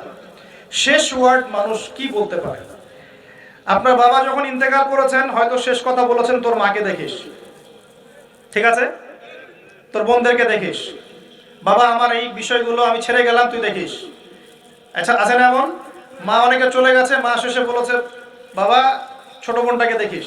আপনি লাস্ট কথাকে কত বেশি গুরুত্ব দিয়েছেন? যাদের পিতামাতা চলে গেছে এবং শেষ সময় তারা কাছে থাকার সৌভাগ্য ছিল, তারা কিন্তু বুঝতে পারে শেষ কথার কত গুরুত্ব। গুরুত্ব আছে কি নাই? গুরুত্ব আছে কি নাই? শেষ কথা মানুষ সবচেয়ে কঠিন ভাবে মনে রাখে, রাখে কি না? নবী সাল্লাল্লাহু আলাইহি ওয়াসাল্লাম আমাদের সবার নেতা, আমাদের নবী, আমাদের আদর্শ, আমাদের সবচেয়ে উসওয়াতুল হাসানা, যাকে যাকে আল্লাহ পাক এই পুরো রাহমাতুল লিল আলামিন হিসেবে সৃষ্টি করেছেন। উম্মতের সমস্ত কবিরা গুনাহগার মানুষের জন্য সুপারিশ করে আল্লাহর হুকুমে তাদেরকে জান্নাতে নিয়ে যাবেন ইনশাআল্লাহ। সবাই যখন নিজেকে নিয়ে ব্যস্ত থাকবে, তিনি তখন উম্মতকে নিয়ে ব্যস্ত থাকবেন ইনশাআল্লাহ। একটা হাদিসে তিনি উম্মতকে ভাইও বলে সম্বোধন করেছেন। কাশ আমি যদি আমার ভাইদেরকে দেখতে পেতাম। হাদিসে সহিহ, কাশ আমি যদি আমার ভাইদেরকে দেখতে পেতাম। সাহাবীরা বলছেন আমরা কি আপনার ভাই নই? নবীজি বলছেন না, তোমরা না, তোমরা আমার সাহাবী। আমার ভাই তারা যারা আমার পরে আসবে, তোমাদের পরে আসবে, আমাকে না দেখেই ঈমান নিয়ে আসবে ইনশাআল্লাহ। এখানে কি আপন ভাই বোঝানো হচ্ছে? সেটা বোঝানো হচ্ছে না। এখানে বোঝানো হচ্ছে কাছের, আমার আত্মার সাথে সম্পর্ক হতে। আমাকে না দেখেই তারা আমার প্রতি বিশ্বাস করবে ইনশাআল্লাহ। করবে কি না? আমরা কি দেখেছি নবীকে? এই মহান ব্যক্তিত্ব জীবনের শেষের দিকে আমাদেরকে নসিহত করেছেন as-সালাত, as-সালাত, নামাজ ধরে রাখো, নামাজ ধরে রাখো। ওয়া মা মালাকাত আইমানুকুম, এবং তোমাদের অধীনস্থদের ব্যাপারে সতর্ক থাকো। অধীনস্থ মানে কি? অধীনস্থ মানে কি বলেন দেখি? আপনার স্ত্রী আপনার অধীনে থাকে? সন্তান সন্ততি অধীনে থাকে? থাকে না? থাকে। কোন কোন ক্ষেত্রে পিতা মাতাও কি আমাদের অধীনে থাকে না? মানে আমরা আর্ন করতে পারি, পিতা মাতা আর্ন করতে পারেন, উপার্জন করতে পারে না। পিতা মাতাকে চালানো লাগে না আপনাদেরকে অনেক সময়, হয় কি না? অধীনস্থ মানে আপনার আন্ডারে যে মানুষরা আছে, এই মানুষদের ব্যাপারে, তাদের হকের ব্যাপারে সতর্ক থাকবে। কে বলেছেন এটা? আচ্ছা, এখান থেকে নামাজের গুরুত্ব বুঝতে পারলাম কি? যুব সমাজের সলিউশন 1 নাম্বার, 5 ওয়াক্ত নামাজ জামাতে পড়ার চেষ্টা করবেন। আল্লাহ পাক তৌফিক এনায়েত করুন, বলে আমিন। 2 নাম্বারটা হচ্ছে আমার সামনে একটা কিতাব আছে। কিতাবটার নাম কি? সবাই পড়তে জানি ইনশাআল্লাহ? কারা কারা পড়তে জানেন না অনেস্টলি হাত তোলেন দেখি। জানেন না? আপনারাই জানেন না? আচ্ছা ঠিক আছে, বসেন, শরমের কিছু নাই। যারা জানেন না ওয়াদা করেন যে আগামী রমজান মাসে, এই রমজান মাসের মধ্যেই কোরআন তেলাওয়াত করা শিখবো ইনশাআল্লাহ। বাঙালি একটা আবেগী জাতি। ওই যে বলি ইস্যু পাগল, মাঝে মাঝে ট্রল করে আর মাঝে মাঝে আবেগে ভাসে। আমাকে বলেন দেখি, আল কোরআনের আলো ঘরে ঘরে জ্বালো, এই স্লোগান তুললেই বাংলার জমিনে একদম ইসলাম কায়েম হয়ে যাবে? কখন ইসলাম কায়েম হবে? যখন আল কোরআনের আলো ঘরে ঘরে জ্বলবে। কখন? যখন প্রত্যেকটা ঘরে ঘরে একটা করে কোরআনওয়ালা মানুষ থাকবে। প্রত্যেক ঘরে ঘরে কি একটা করে হাফেজ আছে? তৈরি করার চ্যালেঞ্জ গ্রহণ করতে হবে। বাংলার প্রতি ঘরে ঘরে একটা করে হাফেজ তৈরি হবে ইনশাআল্লাহ। এটা করলে কি আপনাকে সরকার বাধা দিবে? আপনার নিয়াত করে যদি আপনি সন্তানকে হাফেজ বানান, কেউ বাধা দিবে? কেউ চাপ দিবে? আমরা তো চতুর মুসলিম। কেমন চতুর মুসলিম? আমরা আমাদের সন্তানদের মধ্যে যারা বেশি ট্যালেন্টেড ওদেরকে দিব আগে জেনারেল লাইনে, আর যার একটু মাথা কম তাকে আমরা পাঠায় দিই মাদ্রাসায়, পাঠায় দিয়ে যে আবাসিকে রেখে দিই, থাকতে এখানে, ওকে এখানে পিঠাই সোজা করবে। আপনাদের কি মনে হয় যে কোরআন সুন্নাহর জ্ঞানটা অর্জন করার জন্য মাথায় ঘিলুর দরকার নাই? এমনটা মনে হয়? কোরআন এবং সুন্নাহর জ্ঞান অর্জন করতে সবচেয়ে বেশি প্রজ্ঞা লাগে, সবচেয়ে বেশি মাথা কাটাতে হয়। সবচেয়ে ট্যালেন্টেড ছেলেটাকে দেওয়া লাগতো কোরআন। আমরা উল্টা চলি। এই কারণে দেখা যায় যে কোরআন সুন্নাহ হাতে নিয়েও আমরা এখন ওয়ার্ল্ড অ্যাফেয়ার্সকে ডিল করতে পারছি না, আমরা ওয়ার্ল্ডকে চ্যালেঞ্জ করতে পারছি না। কেন? আল্লাহ রাব্বুল আলামিন আমাদের সবাইকে কোরআন শেখার তৌফিক দান করুন। আল কোরআনের আলো ঘরে ঘরে জ্বলবে তখনই যখন ইনশাআল্লাহ তাআলা আপনাদের প্রত্যেকের ঘরে একটা করে কোরআনওয়ালা মানুষ তৈরি হবে ইনশাআল্লাহ। পারা যাবে তো ইনশাআল্লাহ? নাকি কোরআন সুন্নাহ খালি আলেম ওলামাদের চর্চা করেই হবে? আপনাদের পড়ারও দরকার নাই, জানারও দরকার নাই, বোঝারও দরকার নাই। কোনটা ব্যাপারটা কেমন? কোরআন কি শুধু আল্লাহ পাক আলেমদের জন্য পাঠিয়েছেন, নাকি শুধু মুসলিমদের জন্য পাঠিয়েছেন, না পুরো মানব জাতির জন্য? পুরো মানব জাতির জন্য আল্লাহ কোরআন পাঠিয়েছেন। ওয়াদা করা যাবে ইনশাআল্লাহ? যুব সমাজ ইনশাআল্লাহ আমরা কোরআন তেলাওয়াত তো শিখবই, অর্থ বুঝবো ইনশাআল্লাহ। রাজি আছি ইনশাআল্লাহ? এই রমজান মাসে আল কোরআন এক খতম দিবেন ইনশাআল্লাহ। প্রত্যেকদিন এক পারা করে তেলাওয়াত করার চেষ্টা করবেন, আল্লাহ তৌফিক দান করুন। আর যারা আমরা তেলাওয়াত করতে পারি আমরা চেষ্টা করব আলিফ লাম মিম থেকে একদম মিনাল জিন্নাতি ওয়ান নাস পর্যন্ত অর্থ সহ পড়ার জন্য। পারবো তো ইনশাআল্লাহ? আল্লাহ তৌফিক দান করুন, বলি আমিন। যেটা বলছিলাম আইয়ামে জাহিলিয়াতে এই প্রবলেমসগুলো ছিল, আপনাকে আমি আস্তে আস্তে এখন মেরাজের দিকে নিয়ে যাচ্ছি। আইয়ামে জাহিলিয়াতের প্রবলেমস কি বললাম? এক নাম্বার কি ছিল ভাই? শিরকের পাপ। দুই নাম্বার বলেন আমার সাথে, রিবা মানে সুদ। তিন নাম্বার মাদক, যেটা আমাদের সমাজে আছে কি নাই? চার নাম্বার হচ্ছে মেয়েদের অবমাননা। মেয়ে নারী জাতিকে সেখানে খুব একটা মূল্যায়ন করা হতো না। আপনাদের কি মনে হয় এখন খুব মূল্যায়ন করা হয়? হ্যাঁ, এখন খুব মূল্যায়ন করা হয় না? এখন মূল্যায়ন করা হয় ঠিকই, কিন্তু তাদের দেহটাকে কিসে মূল্যায়ন করা হয়? এই দেহটাকেই মূল্যায়ন করা হয়, তাদের ডিগনিটি, তাদের সম্মানকে মূল্যায়ন করা হচ্ছে না। আমরা কত বড় ভণ্ড দেখবেন, নারী অধিকারের কথা বলি কিন্তু পতিতালয়গুলোকে বন্ধ করি না। আমরা যদি সত্যি তাদেরকে ভালোবেসে থাকি, তারা যদি আমাদের সমাজের অংশ হয়, আমাদেরই কারো মা, কারো বোন, কারো আত্মীয় হয়ে থাকে, তাহলে আমরা কি আমাদের অর্থ দিয়ে তাদেরকে কর্মসংস্থানের ব্যবস্থা করে দিতে পারতাম না? কয়জন এই কাজটা করেছে? কয়জন এই কাজটা করেছে বা করার হিম্মত দেখাচ্ছে? ওদেরকে রেখেও দিবে, তাদেরকে ভোগও করবে, করে আবার ওদের অধিকারের আন্দোলনও করবে। কত বড় ভণ্ড জাতি, চিন্তা করলে। আমরা একটু নিয়াত করতে পারি তো, আমরা আমাদের অর্থ সম্পদ থেকে আমরা প্রয়োজনে আমাদের পলিটিক্যাল পাওয়ার কাজে লাগিয়ে, আমাদের এখানে যারা অনেস্ট মেম্বার, চেয়ারম্যান, এমপি সাহেব থাকবেন, তাদের পলিটিক্যাল পাওয়ারটাকে কাজে লাগিয়ে আমরা আমাদের এলাকাগুলোর মধ্যে সমস্ত অনৈতিক কাজগুলো বন্ধ করে দেব ইনশাআল্লাহ। এবং ওই মেয়েদেরকে আমরা ভালো কোনো কর্মসংস্থানের ব্যবস্থা করে দিব। দেখবেন কোনোদিনও শেষেচ্ছা এই পথে পা বাড়াবে না ইনশাআল্লাহ। কোনো মেয়ের কি এই কাজ করতে ভালো লাগে আপনার মনে হয়? কোনো মেয়ে চায় না যে সম্মান বিক্রি করে খেতে হবে, হয়তো পেটের দায়ে বা সামাজিক অন্ধকার জগতে পা বাড়িয়ে দালালের খপ্পরে পড়ে পড়ে এই পথে চলে গেছে। এরা যদি আমাদের আত্মীয় হতো, আমাদের বংশের কেউ হতো, আমাদের কারো মা, কারো বোন, কারো স্ত্রী হতো, তাহলে কি আমরা সমাজে মুখ দেখাতে পারতাম? 1150 বছর, 1200 বছর এই বিশ্বটাকে মুসলিমরা শাসন করেছে। ইতিহাস পড়ে দেখেন না একটু।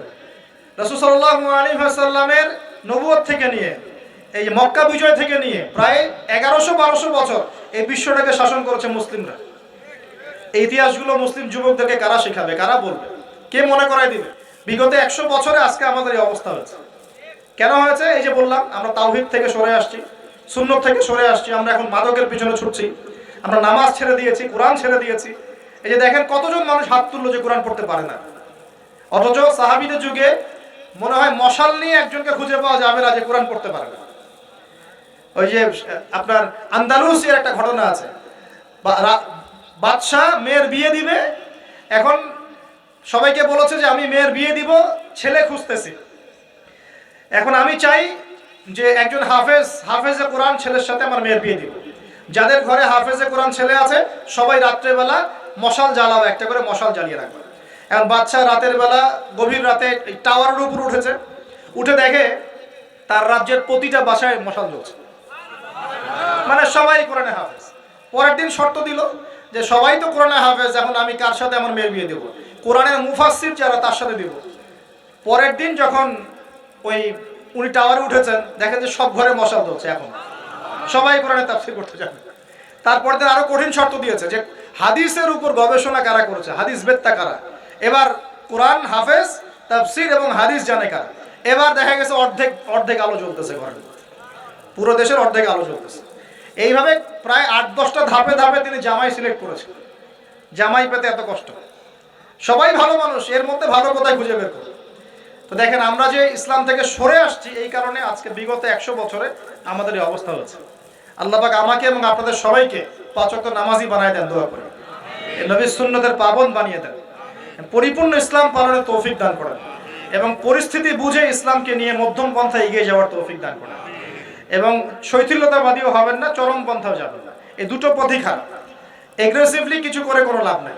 আর আপোষে একটা কান্ট্রির মধ্যে, রাষ্ট্রের মধ্যে আপোষে মারামারি কাটাকাটি করে কোনো ফায়দা নাই, বরং উম্মার ঐক্যটা নষ্ট হয়ে যাবে। বরং সবার জন্য শুভ কামনা রাখবেন, সবাইকে সবার জন্য দোয়া করবেন।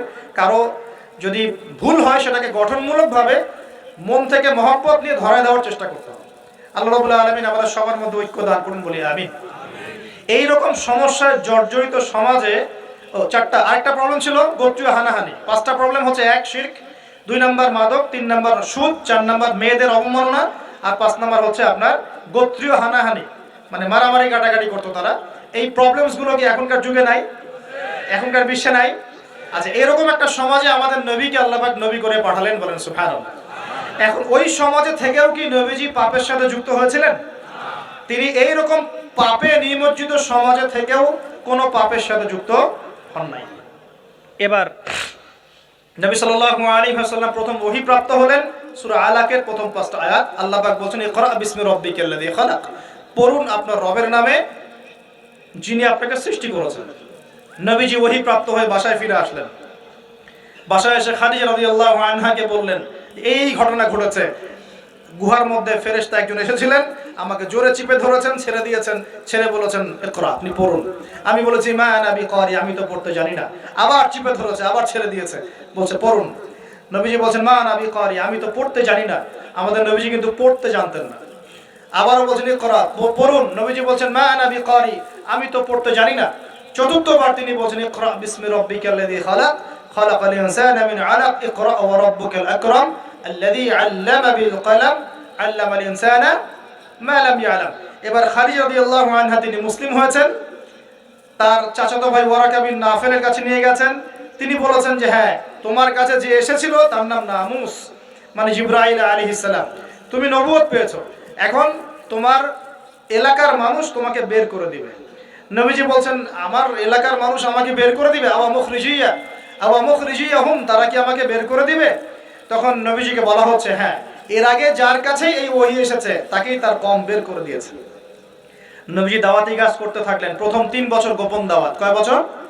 প্রথম 3 বছর গোপনে দাওয়াত। এই 3 বছরে তৈরি হয়েছে আবু বকর সিদ্দিক, আপনার উসমান বিন আফফান, আব্দুর রহমান বিন আউফ, তালহা বিন উবাইদুল্লাহ, জুবাইর বিন আওয়াম, হ্যাঁ, এই যে যায়েদ ইবনে হারেসা, বেলাল আল হাবাশি, এরকম সাহাবী, আব্দুল্লাহ বিন মাসউদ, জাফর ইবনে আবি তালেব, আলী ইবনে আবি তালেব, এমন প্রায় 40 থেকে 80 জন সাহাবী ইসলাম কবুল করেছেন, বলেন আলহামদুলিল্লাহ। এরপর চতুর্থ বছর থেকে প্রকাশ্যে দাওয়াত দেওয়া শুরু হলো। যখনই প্রকাশ্যে দাওয়াত দেওয়া শুরু হলো তখনই নবী সাল্লাল্লাহু আলাইহি ওয়াসাল্লামের প্রতি জুলুম, নির্যাতন চাপিয়ে দেওয়া হলো। শারীরিক নির্যাতন, মানসিক নির্যাতন, অর্থনৈতিকভাবে বয়কট করা, হ্যাঁ, তারপরে কখনো কখনো এই যে মাথার উপরে উটের নাড়িভুড়ি চাপিয়ে দেওয়া হয়েছে, কখনো তাকে আঘাত করা হয়েছে, কখনো কি করা হয়েছে সামাজিক্যালি মানে সোশ্যালি বয়কট করা হয়েছে, কখনো তাকে গালিগালাজ করা হয়েছে। আমি দেখেছি তাকে ইন টোটাল প্রায় 15 থেকে 16টা গালি খেতে হয়েছে। আমাদের নবীজিকে, যার সামনেও কোনো গোনা নাই, পিছনেও কোনো গোনা নাই, এই ব্যক্তিকে জীবনে প্রায় 15 থেকে 16টা গালি খেতে হয়েছে। মানুষ তাকে বলেছে কাযযাব, মিথ্যাবাদী, মহামিথ্যাবাদী, সাহের, জাদুকর, ফারিকুল জামাআ, ঐক্য বিনষ্টকারী, হ্যাঁ, মাজনুন, পাগল, জিনগ্রস্ত ইত্যাদি মানুষ তাকে এসব কথা বলেছে। আমাদের নবীজিকে মানুষ এই কথা বলেছে। এখন আমাদের সমাজে একটা প্রচলন ঘটেছে, সে খারাপ না হলে কি মানুষ এমনি এমনি খারাপ বলে? এরকম আছে না? আসে এরকম বিশ্বাস আমাদের মধ্যে আছে। আমাদের নবীজিকে হকের উপর থাকার পরেও জীবনে প্রায় 15 থেকে 16টা গালি খেতে হয়েছে। তারপরে আমি স্টাডি করে দেখেছি তাকে জীবনে প্রায় 14 থেকে 15 বার মানুষ হত্যা করার চেষ্টা করেছে। কতবার? 14 থেকে 15 বার। এমনকি মক্কা বিজয়ের দিন যখন তিনি কাবা ঘর তাওয়াফ করছিলেন, ওই সময় একজন ব্যক্তি ভিতরে ছুরি নিয়ে এসে তাকে মারার চেষ্টা করেছে। কি বলবেন? এখন নবী সাল্লাল্লাহু আলাইহি ওয়াসাল্লামের চেয়ে ভদ্র কোনো মানুষ আছে? নম্র হিতাকাঙ্ক্ষী কোনো মানুষ আছে? উত্তম চরিত্রের কেউ আছে? তাহলে তার জীবনে এমন কেন হয়? উত্তর, যখন আপনি পরিপূর্ণ হকের উপর থাকবেন তখন আপনাকে চতুর্দিক থেকে বাধা পেতে হবে। আপনার পরিবার থেকে বাধা আসবে, আপনার বন্ধু মহল থেকে বাধা আসবে, আপনার কোনো সময় দেখা যাবে স্ত্রী শত্রু হয়ে যাচ্ছে, সন্তান শত্রু হয়ে যাচ্ছে। হ্যাঁ, সমাজে আপনি চলতে যাচ্ছেন, সমাজের মানুষ আপনাকে সেভাবে গ্রহণ করছে না, আপনি আনসোশাল হয়ে যাচ্ছেন, অনেক সমস্যা হতে পারে। তবে এরপরেও কি হক ছেড়ে দেওয়া যাবে?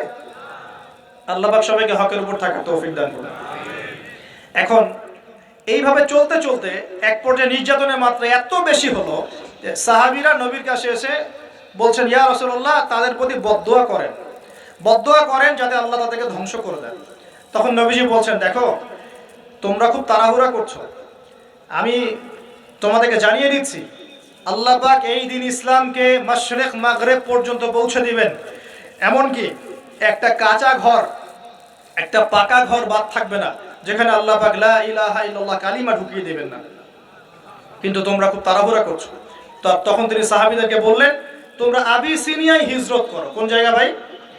আবিসিনিয়া কোন দিকে? এখন এই যে ইথিওপিয়া নাম শুনে, ইথিওপিয়া, ইরিত্রিয়া নাম শুনেছেন? এই জায়গা ছিল আগে আবিসিনিয়া। সেখানে একজন বাদশা ছিলেন, তার নাম বাদশা নাজাশী। কি নাম?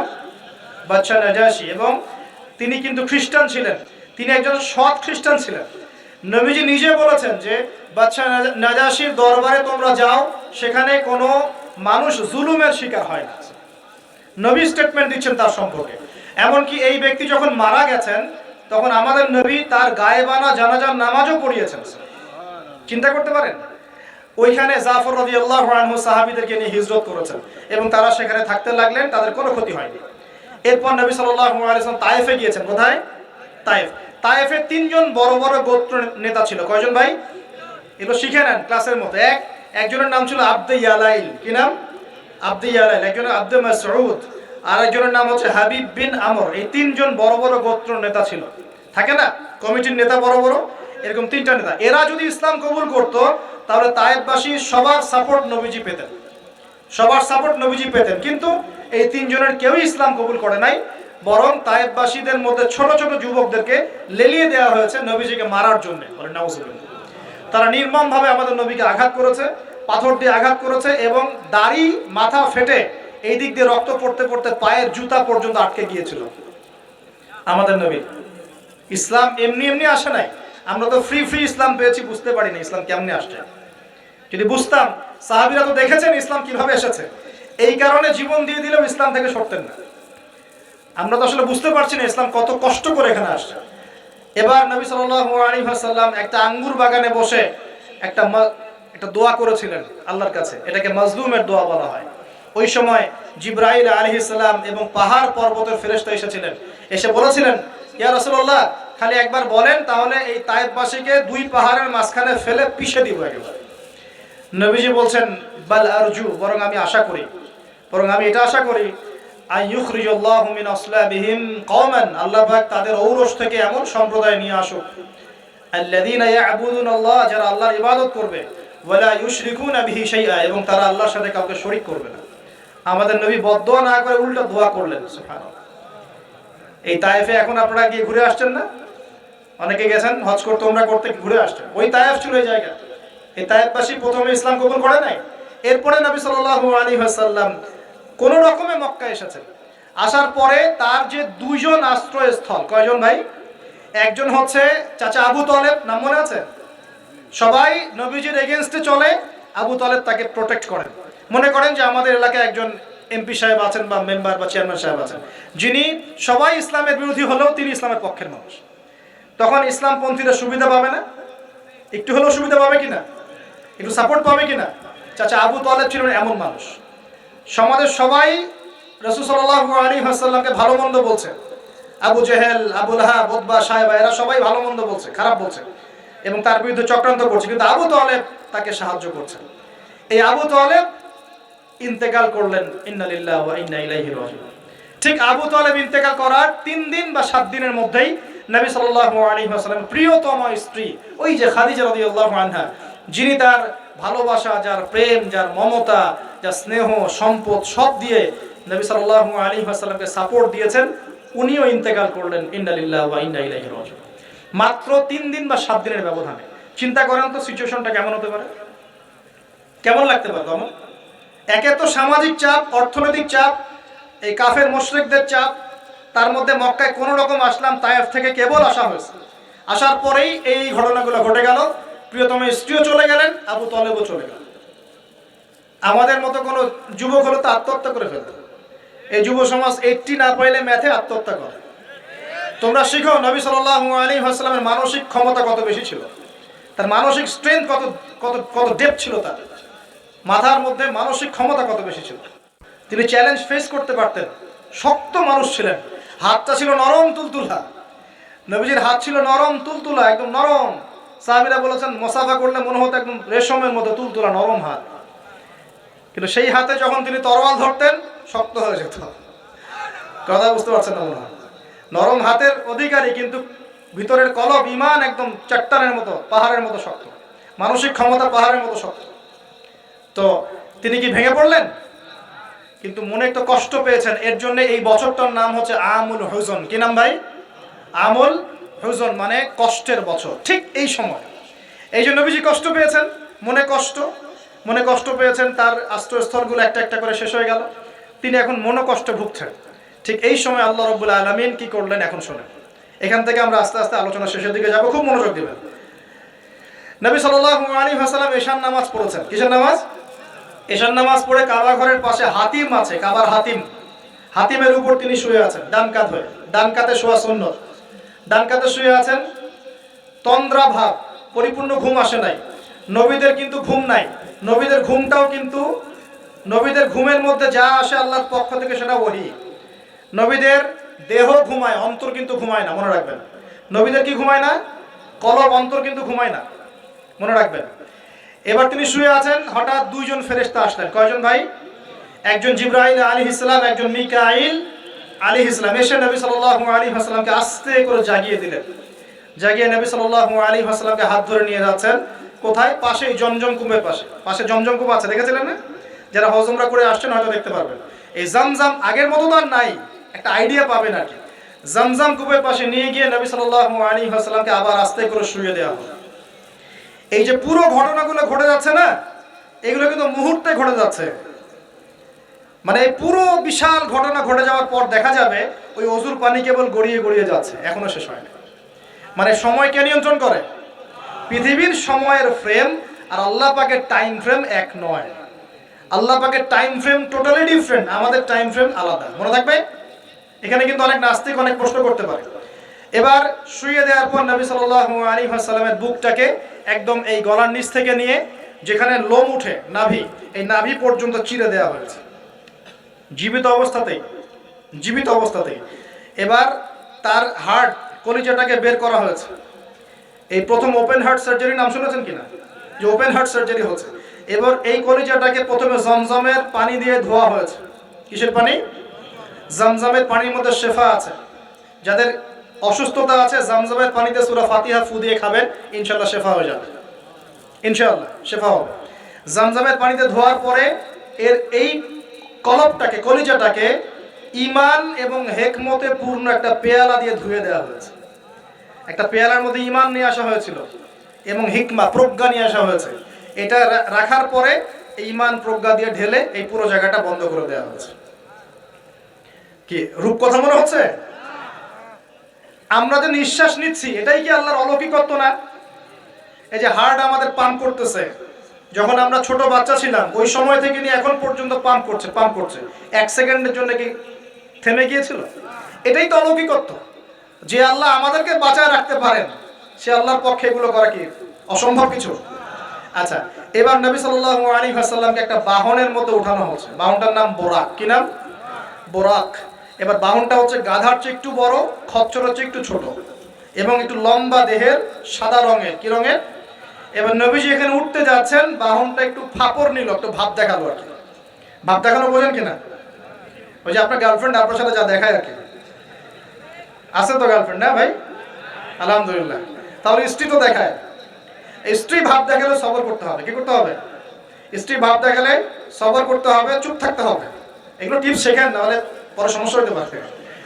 স্ত্রী ভাব দেখাতে পারে, তখন সবর করতে হবে, চুপ থাকতে হবে। পরে দেখবেন ভাব নিজেই আবার ঠান্ডা হয়ে গেছে ইনশাআল্লাহ।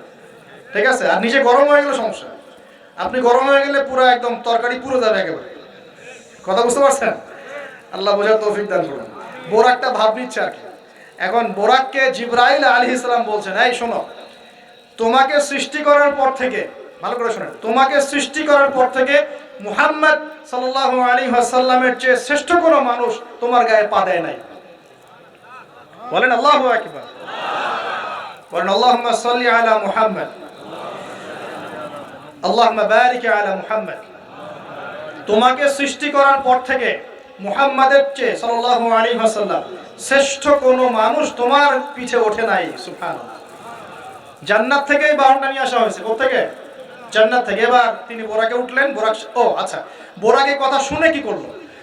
বোরাক এই কথা শুনে ভাব তো চলে গেলই গেল, ও ঘামা শুরু করেছে, ঘামতে শুরু করেছে।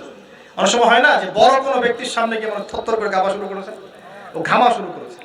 এবার নবী সাল্লাল্লাহু আলাইহি ওয়াসাল্লাম উঠে বসলেন, বিসমিল্লাহ। এবার চলছে, কোথার দিক, কোন উদ্দেশ্যে চলছে? ওই যে জেরুজালেম, নাম শুনেছেন কিনা? এবার ওই দিকে ছুটলো বোরাক। কিভাবে ছুটলো? নবীজি বলছেন সাল্লাল্লাহু আলাইহি ওয়াসাল্লাম, আমাদের চোখের সীমা যতদূর পর্যন্ত যায়, বোরাকের একটা পাই ততদূর পর্যন্ত যাচ্ছে। কখনো সূর্যাস্ত দেখেন নাই? কতদূর পর্যন্ত তাকানো যায়? ওই যে সূর্য ডুবছে অতদূর পর্যন্ত বোরাকের একটা পা চলে যাচ্ছে। নিঃসন্দেহে আলোর বেগের চেয়ে বেশি বেগে যাচ্ছে সে। যদি যারা ফিজিক্স পড়ছেন, এই যে অ্যাস্ট্রোনমি নিয়ে পড়াশোনা করছেন, আপনারা তো জানেন আলোর বেগের চাইতেও যদি দ্রুতগামী কোনো বাহন আবিষ্কার করা যায়, তাহলে সময়ের চেয়ে বেশি দূরে যাওয়া যাবে না? যাওয়া যাবে। বোরাকের গতি নিঃসন্দেহে আলোর গতির চেয়ে বেশি ছিল। এবার নবী সাল্লাল্লাহু আলাইহি ওয়াসাল্লাম বলছেন যে আমরা যখন ওই মসজিদ আকসার ওখানে গেলাম, জিবরাইল আলাইহিস সালাম একটা পাথরের মধ্যে ফুটা করলেন, সেই পাথরের মধ্যে ফুটা করে বোরাকটাকে বেঁধে রাখলেন। আর এই পাথরের ফুটার মধ্যেই সমস্ত নবী রাসূল, এই পর্যন্ত যত নবী রাসূল এসেছেন, ওই ফুটার মধ্যেই তাদের বাহনকে বেঁধে রাখতেন। সুবহানাল্লাহ।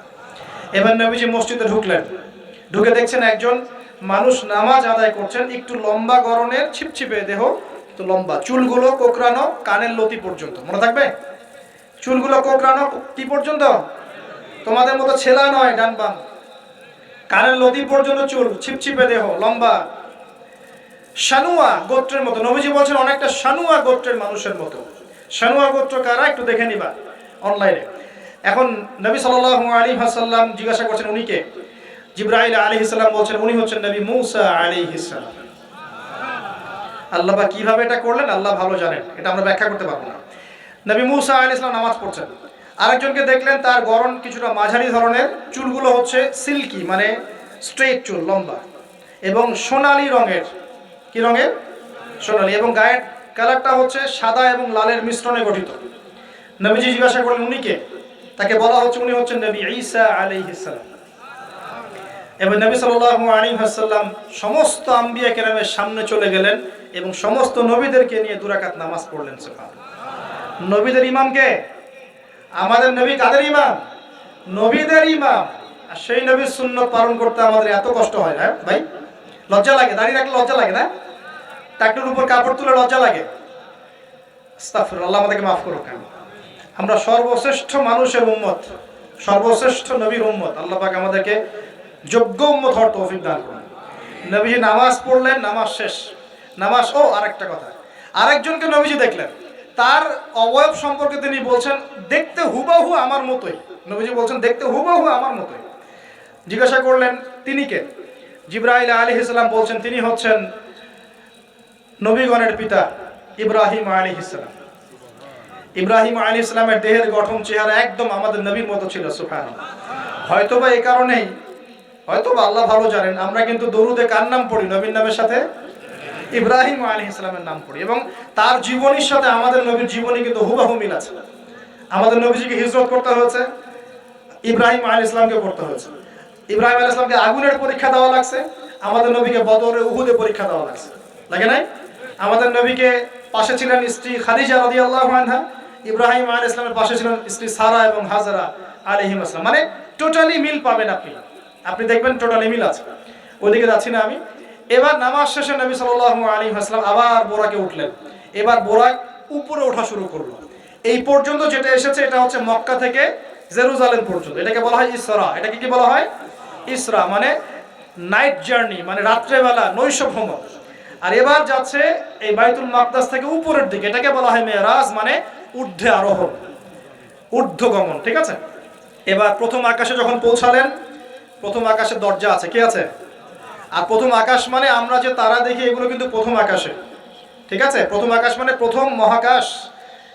শুধু এটা নয় যে ওই যে ওজোনোস্ফিয়ার, আয়নোস্ফিয়ার যেটা ভাগ করেছি, এগুলো নয়। আমরা যা দেখি এগুলো সব হচ্ছে প্রথম মহাকাশের অংশ। এখানে দরজা আছে একটা, আমরা দেখতে পারি না। এখানে গিয়ে জিবরাইল আলাইহিস সালাম দাঁড়িয়ে গেলেন, নবী সাল্লাল্লাহু আলাইহি ওয়াসাল্লাম দাঁড়িয়ে গেলেন। ওই দিক থেকে আওয়াজ আসছে যে কে?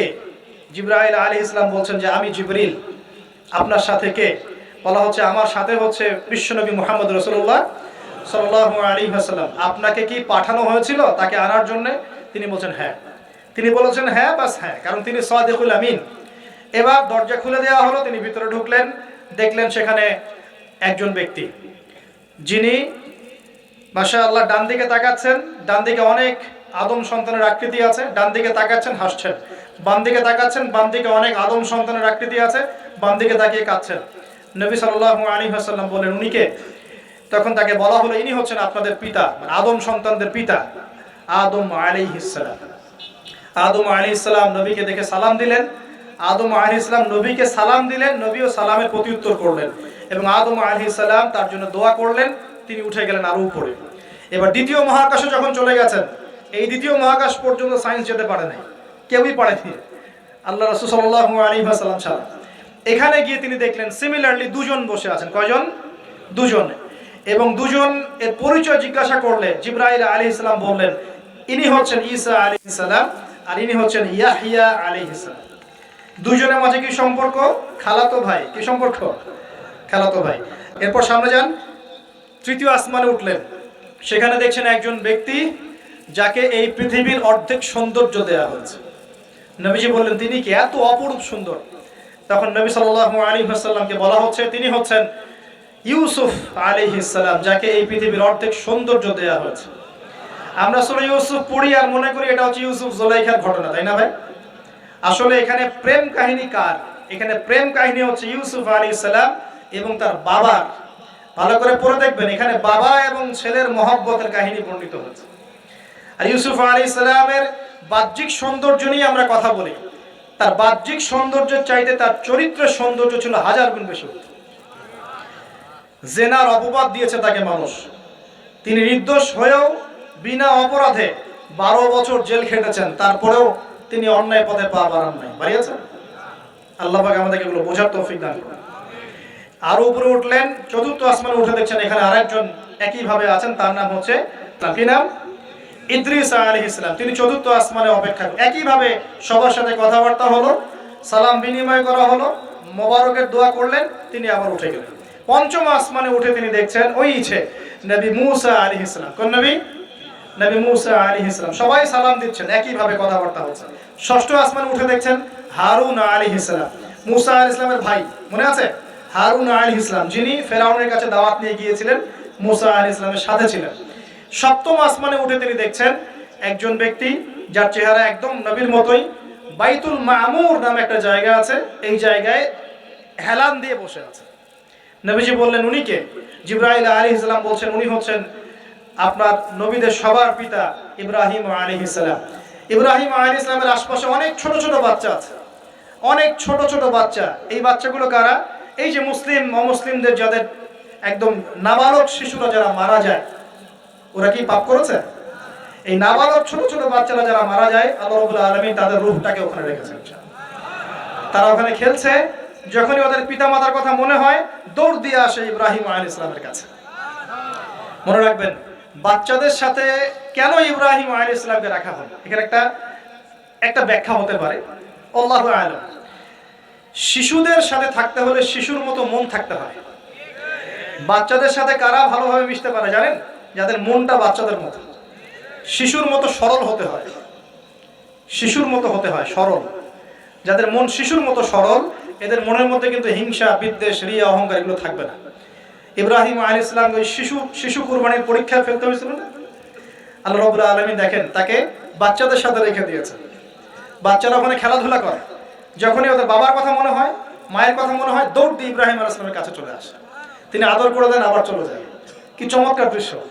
তিনি হেলান দিয়ে আছেন বাইতুল মামুরে, সালাম করলেন, সালাম করে নবীজিকে বললেন, হে নবী, আপনার উম্মতকে জানিয়ে দিয়েন, আমি আপনাদেরকে সেটা জানিয়ে দিচ্ছি, হে নবী, আপনার উম্মতকে জানিয়ে দিয়েন যে জান্নাত হচ্ছে একটা উর্বর জায়গা, জান্নাতের পানি হচ্ছে মিষ্টি, জান্নাতের মাটি খুব উর্বর, জান্নাতের অনেক জায়গা ফাঁকা পড়ে আছে, আপনার উম্মতকে জানিয়ে দিয়েন এই ফাঁকা জায়গাগুলোতে তারা যদি গাছ লাগাতে চায় তাহলে যেন পড়ে সুবহানাল্লাহ, আলহামদুলিল্লাহ, ওয়ালা ইলাহা ইল্লাল্লাহ, আল্লাহু আকবার, ওয়ালা হাওলা ওয়ালা কুওয়াতা ইল্লা বিল্লাহ। এই মেসেজটা কে দিয়েছেন? ইব্রাহিম আলাইহিস সালাম। এই যে বাইতুল মামুরে হেলান দিয়ে আছেন, এটা কি? নবীজি বলছেন এটা হচ্ছে ফেরেশতাদের ইবাদত করার জায়গা। কাবা ঘর আছে না আমাদের, এই কাবা ঘরের ঠিক সোজা উপরে বাইতুল মামুর আছে, সপ্তম আসমানের ওখানে। ফেরেশতারা কিভাবে ইবাদত করেন শোনেন, নবীজি বলছেন এই বাইতুল মামুরে প্রতি মুহূর্তে 70,000 ফেরেশতা তাওয়াফ করছে। সুবহানাল্লাহ। ঠিক যেমন এখানে তাওয়াফ হচ্ছে 24 ঘন্টা, তাওয়াফ কি থেমে থাকে? তাওয়াফ থামে না। ঠিক ওইভাবে বাইতুল মামুরে তাওয়াফ থেমে থাকছে না, বাইতুল মামুরে ফেরেশতারা তাওয়াফ করছেন 70,000 ফেরেশতা একই সাথে। আর শুনে রাখেন, যে 70,000 ফেরেশতা একবার তাওয়াফ করার সৌভাগ্য পেয়েছে তারা কিয়ামত পর্যন্ত আর দ্বিতীয়বার চান্স পাবে না। এবার কি চিন্তা করতে পারছেন ফেরেশতাদের সংখ্যা কত কত হতে পারে? আমাদের সংখ্যা তত্ত্বের বাইরে, আমাদের সংখ্যা তত্ত্বের বাইরে। এবার নবী সাল্লাল্লাহু আলাইহি ওয়াসাল্লাম আরো একটু উপরে উঠলেন, এই জায়গার নাম সিদরাতুল মুনতাহা। কি নাম? সিদরাতুল মুনতাহা। এটা হচ্ছে একটা বড়ই গাছ। বড়ই গাছ দেখেছেন তো? এটা নবীজি বলছেন এত চমৎকার এই বড়ই গাছ, এর মধ্যে এত বেশি রং ছিল যে রংগুলোকে আমি ব্যাখ্যা করতে পারবো না। এর পাতাগুলো ছিল হাতির কানের মতো এবং এর ফলগুলো ছিল মটকার মতো বড় বড় এক একটা, এবং এর মধ্যে প্রজাপতি বসেছিল। এই প্রজাপতিগুলোর রং এত চমৎকার যেগুলো আমাদের পৃথিবীর রঙের মতো নয়, মানে এগুলো ব্যাখ্যা করার মতো শব্দ আমাদের কাছে নাই। অ্যামেজিং। এটা কোন জায়গা? আমাদের সবার রূহগুলো যেখানে উঠে যায়। এটা কোন জায়গা? আমাদের সবার নেক আমলগুলো যেখানে উঠে যায়। সবার রূহ, মৃত ব্যক্তিদের রূহ বা আত্মা এবং নেক আমলগুলো এই পর্যন্ত ওঠে, এরপরে সেখান থেকে উঠিয়ে নেওয়া হয়, এরপরে তারা আর যেতে পারে না। একইভাবে উপর থেকে আল্লাহ পাকের কোনো আদেশ আসলে এই সিদরাতুল মুনতাহা পর্যন্ত আসে, এরপর সেখান থেকে নিয়ে আসা হয়। আমি কি বুঝতে পারছি? এই হলো সিদরাতুল মুনতাহা, যেটা ফেরেশতাদের শেষ সীমা। এরপরে ফেরেশতারা আর যেতে পারবেন না। আল্লাহ পাকের নিকটবর্তী ফেরেশতারা ছাড়া নর্মাল যারা, তারা ওখানে যেতে পারে। নর্মাল মানে বলছি যারা এমনি অন্যান্য দায়িত্বে আছেন তারা সেখানে যেতে পারবেন না। এই পর্যন্ত লাস্ট ওই যে লাইন থাকে না, ডেড লাইন, এটা ডেড লাইন, এরপর যেতে পারবে না। এবার আমাদের নবীকে এখানে বাহন চেঞ্জ করে দেওয়া হলো, অন্য একটা বাহন আরো দ্রুতগামী তাকে দেওয়া হলো। এই বাহনে করে নবীজি একদম আলো পর্দা ভেদ করে উপরে উঠছেন। সুবহানাল্লাহ। আল্লাহ পাকের একদম কাছাকাছি আসছেন। কাছাকাছি আসার পর তিনি বলছেন, আমি তখন শুনতে পেলাম যে আল্লাহ পাকের নিকটস্থ ফেরেশতা যারা আল্লাহর আদেশ লিখে রাখেন, তারা কলম দিয়ে লিখছে আল্লাহর আদেশ। এই কলমের লেখার খসখস শব্দ আমি শুনতে পেলাম। সুবহানাল্লাহ, আল্লাহু আকবার। এবার আল্লাহ রাব্বুল আলামিন তাকে কাছে নিয়ে, শোনেন প্রিয় ভাই উম্মতে মুহাম্মাদি, শুনে রাখো, আল্লাহ পাক 3টা স্পেশাল ওহী করলেন। কয়টা ভাই? 3টা। অন্যান্য অনেক কথা তো হয়েছে, সেগুলো তো আমরা হাদিসের মধ্যে আমরা ডিটেইলস বলতে পারছি না, সময় শর্ট। 3টে স্পেশাল ওহী আল্লাহ রাব্বুল আলামিন করেছেন। তার প্রথমটা হচ্ছে নবী সাল্লাল্লাহু আলাইহি ওয়াসাল্লামকে এই জায়গায় 50 ওয়াক্ত নামাজ হাদিয়া গিফট দেওয়া হলো। কত ওয়াক্ত? এবার নবীজি 50 ওয়াক্ত নিয়ে চলে আসছেন। পরের দুইটা পরে বলছি। 50 ওয়াক্ত নিয়ে চলে আসছেন। আসার সময় এই যে ষষ্ঠ আসমানে, পঞ্চম আসমানে কার সাথে দেখা? মুসা। কে আমাকে করছে? মুসা আলাইহিস সালাম। তিনি বলছেন, আল্লাহ পাক কি দিয়েছেন আপনাকে হাদিয়া? নবী সাল্লাল্লাহু আলাইহি ওয়াসাল্লাম বলেন 50 ওয়াক্ত নামাজ। কত ওয়াক্ত? 50 ওয়াক্ত। নবী এবার মুসা আলাইহিস সালাম বলছেন, আমার উম্মতকে 2 ওয়াক্ত নামাজ দেওয়া হয়েছে, সেটাই আমার উম্মত আদায় করতে পারে নাই। 50 ওয়াক্ত নামাজ আপনার উম্মত পারবে না, আপনি কমাই নিয়ে আসেন যান। তিনি আবার গেলেন 50 থেকে 45, আবার 45 থেকে 40, 40 থেকে 35, 35 থেকে 30, এই করতে করতে করতে করতে 5 ওয়াক্ত যখন আসলো, তখন নবীজিকে বলা হচ্ছে আপনি আরো কমাই নিয়ে আসেন। নবীজি বলছেন, আমার যেতে লজ্জা লাগছে, আল্লাহ পাক আমাকে এত বেশি কমিয়ে দিলেন, আরো কমাতে চাইতে আমার লজ্জা লাগছে। দেখেন মুসা আলাইহিস সালাম বলেছিলেন আমার উম্মতকে 2 ওয়াক্ত নামাজ দেওয়া হয়েছিল, আদায় করতে পারে নাই। উম্মতে মুহাম্মাদের মধ্যে এমন মানুষ নাই 2 ওয়াক্ত 1 ওয়াক্ত নামাজও পড়তে পারে না। নবীদের এটা হিকমা, দূরদর্শিতা। এবার নবী সাল্লাল্লাহু আলাইহি ওয়াসাল্লাম আল্লাহর কাছে গিয়ে আরজি পেশ করছেন। আল্লাহ রাব্বুল আলামিন বলছেন 5 ওয়াক্ত নামাজ আমি দিলাম, কিন্তু 5 ওয়াক্ত যদি তোমার উম্মত আদায় করে 50 ওয়াক্তের নেকি দেওয়া হবে ইনশাআল্লাহ। আরেকটা বেনিফিট তোমার উম্মতের যে কোনো ব্যক্তি যে আমলই করুক না কেন 10 গুণ বাড়ায় নেকি দেওয়া হবে ইনশাআল্লাহ। কিন্তু তোমার উম্মতের কোনো ব্যক্তি যদি গুনাহ করে তাহলে গুনাহকে 10 গুণ বাড়ায় দিব না ইনশাআল্লাহ। গুনাহ একটাই থাকবে, গুনাহ কি হবে? একটাই থাকবে। আর নেকির কাজ করলে 10 গুণ বাড়ায় দেওয়া হবে। 1 টাকা দান করছেন 10 টাকার নেকি হবে। 1 রাকাত নামাজ পড়ছেন 10 টাকাতে নেকি হবে। একটা সেজদা করছেন 10টা সেজদার নেকি হবে ইনশাআল্লাহ। কথা বুঝতে পারছেন? এটা হলো একটা গিফট বা হাদিয়া। সেকেন্ড গিফটটা হচ্ছে আল্লাহ রাব্বুল আলামিন নবী সাল্লাল্লাহু আলাইহি ওয়াসাল্লামকে সূরা বাকারার শেষের 2টা বা 3টা আয়াত ওহী করলেন। কয়টা ভাই? শেষের 2টা বা 3টা।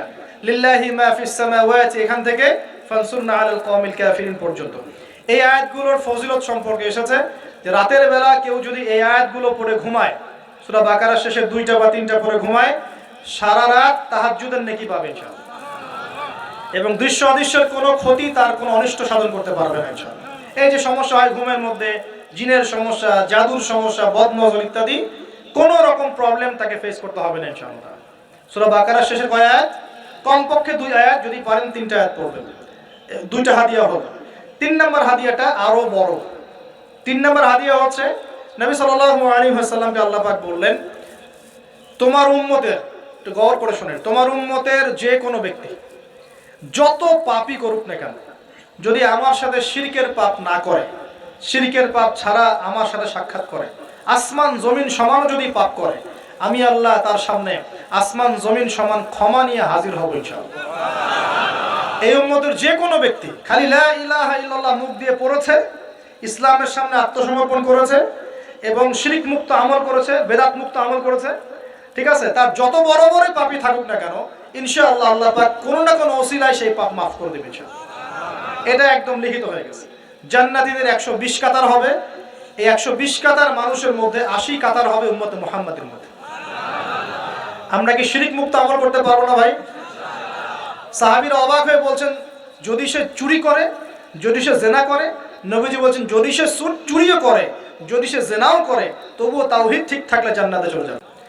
নবীজি বলেছেন, আমি জাহান্নামে দেখেছি বেশিরভাগ নারী জাতি। এখানে আমার মা, আমার বোন, আপনার মা, আপনার বোনের সতর্ক হওয়ার কি হেদায়েত আছে কি নাই? আর এই মেয়েদেরকে চালাই কি আমরা না অন্য কেউ? আমরাই তো আমাদের পরিবারকে চালাই কি না? আমরাই তো খাওয়াই পড়ে নাকি? তাহলে আমাদের পরিবারের বোনেরা কি পর্দা করতে পারবে না? প্রতিষ্ঠা করতে পারবেন না? পরিবারের আমাদের মায়েরা, বোনেরা, স্ত্রীরা পর্দা করবে না? এই দায়িত্ব আমাদের না? পরিবারের কর্তা আমরা নই? আল্লাহ কি আমাদেরকে জিজ্ঞাসা করবেন না? অতএব আমরাও যেন সতর্ক হয়ে যাই, আল্লাহ পাক তৌফিক দান করুন। এই জন্য বলি, বিয়ে করতে হলে আগে দিনদারিতা দেখবেন, তারপর বিয়ে করবেন।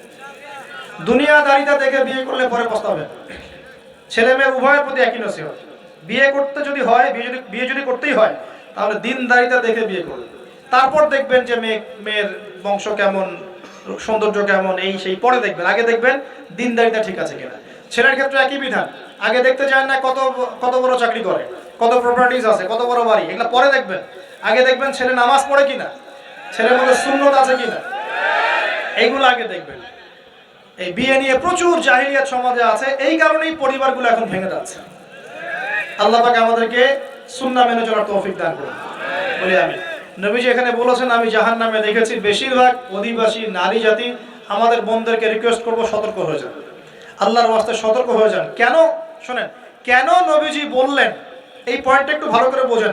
কেন নবীজি এই উম্মতের মধ্যে বেশিরভাগ মেয়েকে জাহান্নামী বললেন? আপনি একটু চিন্তা করেন তো, এই উম্মতের মধ্যে কি এমন হয়েছে, এই উম্মতের মেয়েদের সাথে কি এমন হয়েছে যার ফলে মেয়েদেরকে আর ঘরে রাখা যায় না, সব বাইরে চলে আসতেছে?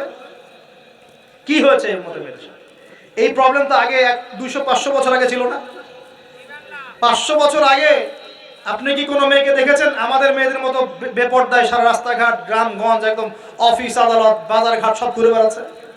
দেখেছেন 500 বছর আগে, 300 বছর আগে, 200 বছর আগে? লাস্ট সমসাময়িক সময়ে কি এমন হলো যে মেয়েদেরকে আর ঘরে রাখা যায় না? আমি একটা শব্দ বলে দিই, বাসায় গিয়ে রিসার্চ করবেন, সব বলে দিব না। লাস্ট 100-200-300 বছরে একটা মুভমেন্ট একটা আদর্শ ছড়িয়ে পড়েছে বিশ্বের বুকে, তার নাম হলো ফেমিনিস্ট রেভলিউশন। মনে থাকবে, ফেমিনিস্ট রেভলিউশন। এটা নিয়ে ঘাটাঘাটি করেন, বুঝতে পারবেন কেন জাহান্নামের বেশিরভাগ অধিবাসী জাহান্নামে যাবে, নারীরা কেন জাহান্নামে যাবে বেশি বেশি। এই মুভমেন্টটা নিয়ে পড়াশোনা করলেই বুঝতে পারবেন। আল্লাহ পাক আমাদেরকে বোঝার তৌফিক দান করুন, অন্তরের চোখ খোলার তৌফিক দান করুন। নবীজি আরো বলছেন, আমি জাহান্নামে গেলাম, জাহান্নাম আমাকে দেখানো হলো এবং সেখানে আমি একজন ফেরেশতাকে দেখলাম। কি দেখলাম? এই ফেরেশতা আমাকে দেখে হাসে নাই। সবাই মনোযোগ দেন, মেরাজের রাতের সবাই নবী সাল্লাল্লাহু আলাইহি ওয়াসাল্লামের সাথে হাসি মুখে সাক্ষাৎ করেছেন, এই ফেরেশতা বাদ দিয়ে। নবীজি বললেন জিবরাইল আলাইহিস সালামকে, সে এত গম্ভীর কেন, তার চেহারায় হাসি নাই কেন? জিবরাইল আলাইহিস সালাম বলছেন, যখন থেকে আল্লাহ পাক তাকে জাহান্নামের দায়িত্ব দিয়েছেন, যেদিন থেকে আল্লাহ পাক এই ফেরেশতাকে জাহান্নামের দায়িত্ব দিয়েছেন, ওই দিন থেকে তার চেহারার হাসি চলে গেছে। আর কিছু বলতে হবে? কেন হাসি চলে গেল? খুশিতে? জাহান্নামে আল্লাহ পাকের আযাব এবং এই আযাবের দায়িত্ব পালন করতে গিয়ে তার চেহারা থেকে হাসি চলে গেছে। নবীজি জানালেন তার নাম হচ্ছে মালিক। কি নাম? মালিক। আমরা দোয়া করি আমরা যেন তার সাক্ষাৎ না পাই, আমরা দোয়া করি আমরা যেন তার সাক্ষাৎ না পাই, আমিন। এবার নবী সাল্লাল্লাহু আলাইহি ওয়াসাল্লাম আসছেন, আসার সময় সুঘ্রাণ পাচ্ছেন, সুঘ্রাণ। ও একটা কথা বলি নাই, জান্নাতে তিনি যখন দেখলেন, সেখানে দেখলেন যে এখানে বেশিরভাগ অধিবাসী হচ্ছে এই উম্মতের গরিব মানুষরা। এই উম্মতে কারা? গরিব মানুষ, টাকা পয়সা কম, এত হিসাব কিতাব নাই, পাঁচ ওয়াক্ত নামাজ পড়ে, রোজা রাখে, সাধ্যমতো দান সদকা করে, সত্য কথা বলে, জান্নাতে চলে যাবে ইনশাআল্লাহ। গরিবদের 500 বছর আগে, কত বছর আগে? তার মানে এই উম্মতের যদি কেউ গরিব হয়ে থাকি আমরা, কষ্টের কিছু আছে? ইনশাআল্লাহ কষ্টের কিছু নাই। তারপর নবীজি আসছেন, তিনি বলছেন যে আমি একটা মিষ্টি জান্নাতি সুঘ্রাণ পেলাম। আমি জিজ্ঞাসা করলাম এটা কোত্থেকে আসছে? তখন জিবরাইল আলাইহিস সালাম বললেন, এই ঘ্রাণ আসছে ফেরাউনের মেয়ের চুল আঁচড়ে দিত একজন দাসী, হঠাৎ একদিন চিরুনি পড়ে গেল হাত থেকে, সে বিসমিল্লাহ বলে চিরুনি উঠিয়েছে, আর দাসী শুনে নিয়েছে বিসমিল্লাহ মানে, বিসমিল্লাহ মানে কি? আল্লাহর নামে মানে কি? তোমার কি ফেরাউন আমার বাবা ছাড়া আরো কোনো ইলাহ আছে নাকি? তখন সেই মহিলা বলেছিল, হ্যাঁ আমি এক আল্লাহর ইবাদত করি, ফেরাউনেরও রব হচ্ছে আমার আল্লাহ। এই অপরাধে তাকে ফেরাউন বড় আগুনের কুণ্ডলি খুঁড়ে তাকে ওখানে নামিয়ে দিয়েছিল এবং তার 3টা কি 4টা বাচ্চা ছিল, এই সব বাচ্চাগুলোকে তার চোখের সামনে পুড়িয়ে মেরেছে। শেষে একটা বাচ্চা ছিল, কোলের বাচ্চা, এই বাচ্চাকে নিয়ে সে লাফ দিবে, তাকে বাধ্য করা হচ্ছে, সে তো নিজে মরতে রাজি, কিন্তু বাচ্চাটা মায়া লাগবে না, সে বাচ্চাকে নিয়ে লাফ দিতে চাচ্ছে না। তখন আল্লাহ পাক ওই বাচ্চার জবানে আল্লাহর কুদরত, আল্লাহর মুজিজা চালু করে দিলেন, ওই বাচ্চা কথা বলা শুরু করল। ওই বাচ্চা বলল, হে আম্মা ইসবিরি ইয়া উম্মা, হে আমার মা সবর করো, ফাইন্না মাউইদুনাল জান্নাহ, আমাদের জন্য আল্লাহ পাক জান্নাত রেখেছেন। আলহামদুলিল্লাহ, লাভ দিয়ে জান্নাত। ওই যে ফেরাউনের স্ত্রী বলা ঠিক না এখানে, ফেরাউনের ওই দাসী যে চুল আশ্রয় দিত, আসিয়া, যার নাম বলা হয় কোনো কোনো জায়গায় আসিয়া, এবং তার সন্তানদেরকে যেখানে দাফন করা হয়েছে ওখান থেকে জান্নাতের ঘ্রাণ আসছে। কে পেলেন এই ঘ্রাণ? রাসূলুল্লাহ সাল্লাল্লাহু আলাইহি ওয়াসাল্লাম। এবার তিনি চলে আসছেন, এসে কাবা ঘরের হাতিমে আবার এসে সেখানে আসলেন, এখানে বিমর্ষ মুখে বসে আছে। কেন মন খারাপ? যে আমি যদি এই ঘটনা যদি কালকে এখন সকালে সবাইকে বলা শুরু করি, সবাই তো আমাকে এখন কি বলবে? মিথ্যাবাদী, এমনিই তো মিথ্যাবাদী বলছে, এখন এই ঘটনা আবার বিশ্বাস করবে কি? এখন সকালবেলা আবু জাহেল আসছে, এসে বলছে যে কি নতুন কিছু ঘটনা ঘটছে নাকি, নতুন কোনো ঘটনা আছে নাকি, টিটকারি করলো আর কি। রাসূল সাল্লাল্লাহু আলাইহি ওয়াসাল্লাম বলছেন, আমি গতকালকে আকসায় গিয়েছিলাম। এখন আবু জাহেল বলছে, ও আচ্ছা চমৎকার, আকসায় গিয়েছিলেন, তাই নাকি, আর কি করেছো? তো যে আমি এই ঘটনা ঘটেছে আমার সাথে। তখন সবাইকে সে ঢোল পিটায় নিয়ে আসলো, আরে আসো আসো, মুহাম্মদ কি বলে শোনো, দেখো কি বলো, তো পাগল হয়ে গেছে না? বলছে আকসায় গিয়েছিল, বলো তো আকসায় কি কি আছে? সুবহানাল্লাহ, আল্লাহ রাব্বুল আলামিন, এখন যেমন ভিডিও দেখি না আমরা, এইভাবে আল্লাহ রাব্বুল আলামিন মসজিদুল আকসাকে নবীর সামনে তুলে ধরলেন, সামনে ইনশাআল্লাহ। এবং নবী সাল্লাল্লাহু আলাইহি ওয়াসাল্লাম দেখে দেখে বলছেন আকসায় কয়টা দরজা আছে, কয়টা জানলা আছে, পূর্ব দিকে কি আছে, পশ্চিম দিকে কি আছে, সিঁড়ি কয়টা, সব বলে দিলেন মাশাআল্লাহ। এরপর আবু বকর সিদ্দিকের সামনে একজন কাফের গিয়ে বলছে, জানো মুহাম্মদ কি বলেছে? মুহাম্মদ এই কথা বলেছে। আবু বকর সিদ্দিক তখন বলছেন যে আমি তো এর চাইতেও কঠিন কথা বিশ্বাস করি, আমি তো বিশ্বাস করি যে নবী সাল্লাল্লাহু আলাইহি ওয়াসাল্লামের কাছে আসমান থেকে আল্লাহর ওহী আসে। আর মেরাজের রাতটার এমন কি, আমি তো বিশ্বাস করি আল্লাহ তার সাথে কথা বলেন, আল্লাহ পাকের কথা তার কাছে আসে, আল্লাহর কালাম তার কাছে আসে। ওই দিন থেকে নবী সাল্লাল্লাহু আলাইহি ওয়াসাল্লামের এই সাহাবীর নাম হয়ে গেল আবু বকর সিদ্দিক। এখন এর মাঝখানে আর কয়েকটা কথা হয়েছে, আমাদের নবী পরে হাদিসে জানিয়েছেন, এগুলো বলে শেষ করছি। নবীজি বলছেন, আমি যখন মেরাজের রাতে গিয়েছি আমাকে আল্লাহ পাক কিছু আযাব দেখিয়েছেন। কি দেখেছেন ভাই? আমরা দোয়া করি আল্লাহ পাক এই আযাবগুলো থেকে আমাদেরকে বাঁচান, এবং যে পাপের কারণে এই আযাব হয় সেই পাপ থেকে আমাদেরকে বাঁচান। বলেন আমিন। আর একটা কথা বলে রাখি, যেহেতু নবীকে এই আযাবগুলো দেখানো হয়েছে, অন্য কোনো নবীকে কিন্তু দেখানো হয় নাই। কাকে দেখানো হয়েছে? আমাদের নবীকে। তার মানে এই পাপগুলো এবং এই আযাব আমাদের উম্মতের মধ্যেই বেশি থাকবে। বুঝতে পারছেন না মনে হয়? এই আযাব এবং পাপগুলো কি অন্য কোনো নবীকে দেখানো হয়েছে? আমাদের নবীকে দেখানোর কারণ কি? কারণ আপনার উম্মতের মধ্যে এই পাপগুলো ছড়াবে বেশি, এবং আপনার উম্মতের একটা অংশ এই আযাবগুলো ভোগ করবে। কি আযাব? নবীজি যাচ্ছেন, দেখছেন, যুবকরা শুনো ভালো করে, নবীজি দেখছেন একটা চুলা। কি ভাই? তন্দুর রুটি দেখেছেন, যে চুলায় রান্না করে, ঠিক ওই রকম শব্দই হাদিসে এসেছে, তন্দুর। এই চুলা এমন চুলা যার মাথাটা হচ্ছে সরু, নিচের দিকটা মোটা, নিচে আগুন জ্বলছে, ভিতরে কিছু মানুষ আছে, নিচ থেকে আগুনের দাবদাহ আসছে। যখনই আগুন আসছে জাহান্নামের, তখন তারা ধাউ ধাউ করে উপরে উঠছে, আবার যখন আগুন নেমে যায় তখন তারা নিচে নেমে যায়। নবীজি মর্মান্তিক দৃশ্য দেখে বললেন যে এরা কারা, যাদেরকে এমন আযাব দেওয়া হচ্ছে? জিবরাইল আলাইহিস সালাম বললেন, যুবক ভাই শোনেন ভালো করে, জিবরাইল আলাইহিস সালাম বললেন, এরা হচ্ছে আপনার উম্মতের সেই সব ব্যক্তি যারা বিবাহ বহির্ভূত জিনা করেছিল। এই পাপটা মারাত্মক। আল্লাহ পাক আমাদের সবাইকে পাপ থেকে ফিরে আসার তৌফিক দান করুন, এবং এই পাপ যদি করে থাকেন হতাশ হবেন না, তওবা করে আজকেই ফিরে আসবেন। তওবা করলে আল্লাহ পাক যে কোনো পাপ মাফ করে দেবেন ইনশাআল্লাহ। যে কোনো পাপ, তওবা খাস করতে হবে, কোনোদিন এই পাপে লিপ্ত হওয়া যাবে না। এই যে গত 3-4 দিন আগে একটা দিবস চলে গেল না, লক্ষ লক্ষ কোটি কোটি যুবক যুবতী পাপ করেছে, করে নাই? আর আমরা উস্কে দিয়েছিলাম কাছে আসার গল্প, অমুক তমুক, হাবি জাবি, কত কথা। আর এদের স্লোগানগুলো এত চটকদার, খুব মজা লাগে, খুব মজা, মুখরোচক ভাবে উপস্থাপন করে। আল্লাহ পাকের কাছে আসার গল্প করা যায় না, রাসূলের কাছে আসার গল্প করা যায় না। আসলে এখনকার মিডিয়াগুলো এতটাই নির্লজ্জ হয়ে গেছে।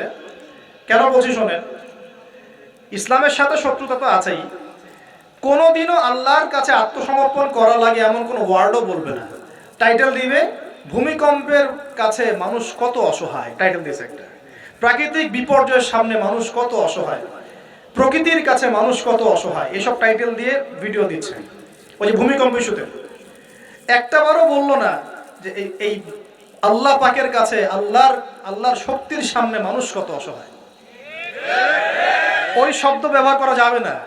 ওই শব্দ ব্যবহার করলে আপনি মৌলবাদী হয়ে যাবেন। যে প্রকৃতিটা কি? প্রকৃতি কে? প্রকৃতি কাকে বলে? কত প্রকার? প্রকৃতির স্রষ্টা কে? প্রকৃতি কে নিয়ন্ত্রণ করছে? ভূমিকম্পের কোনো ক্ষমতা আছে না? ভূমিকম্প যে দেয় তার ক্ষমতা আছে।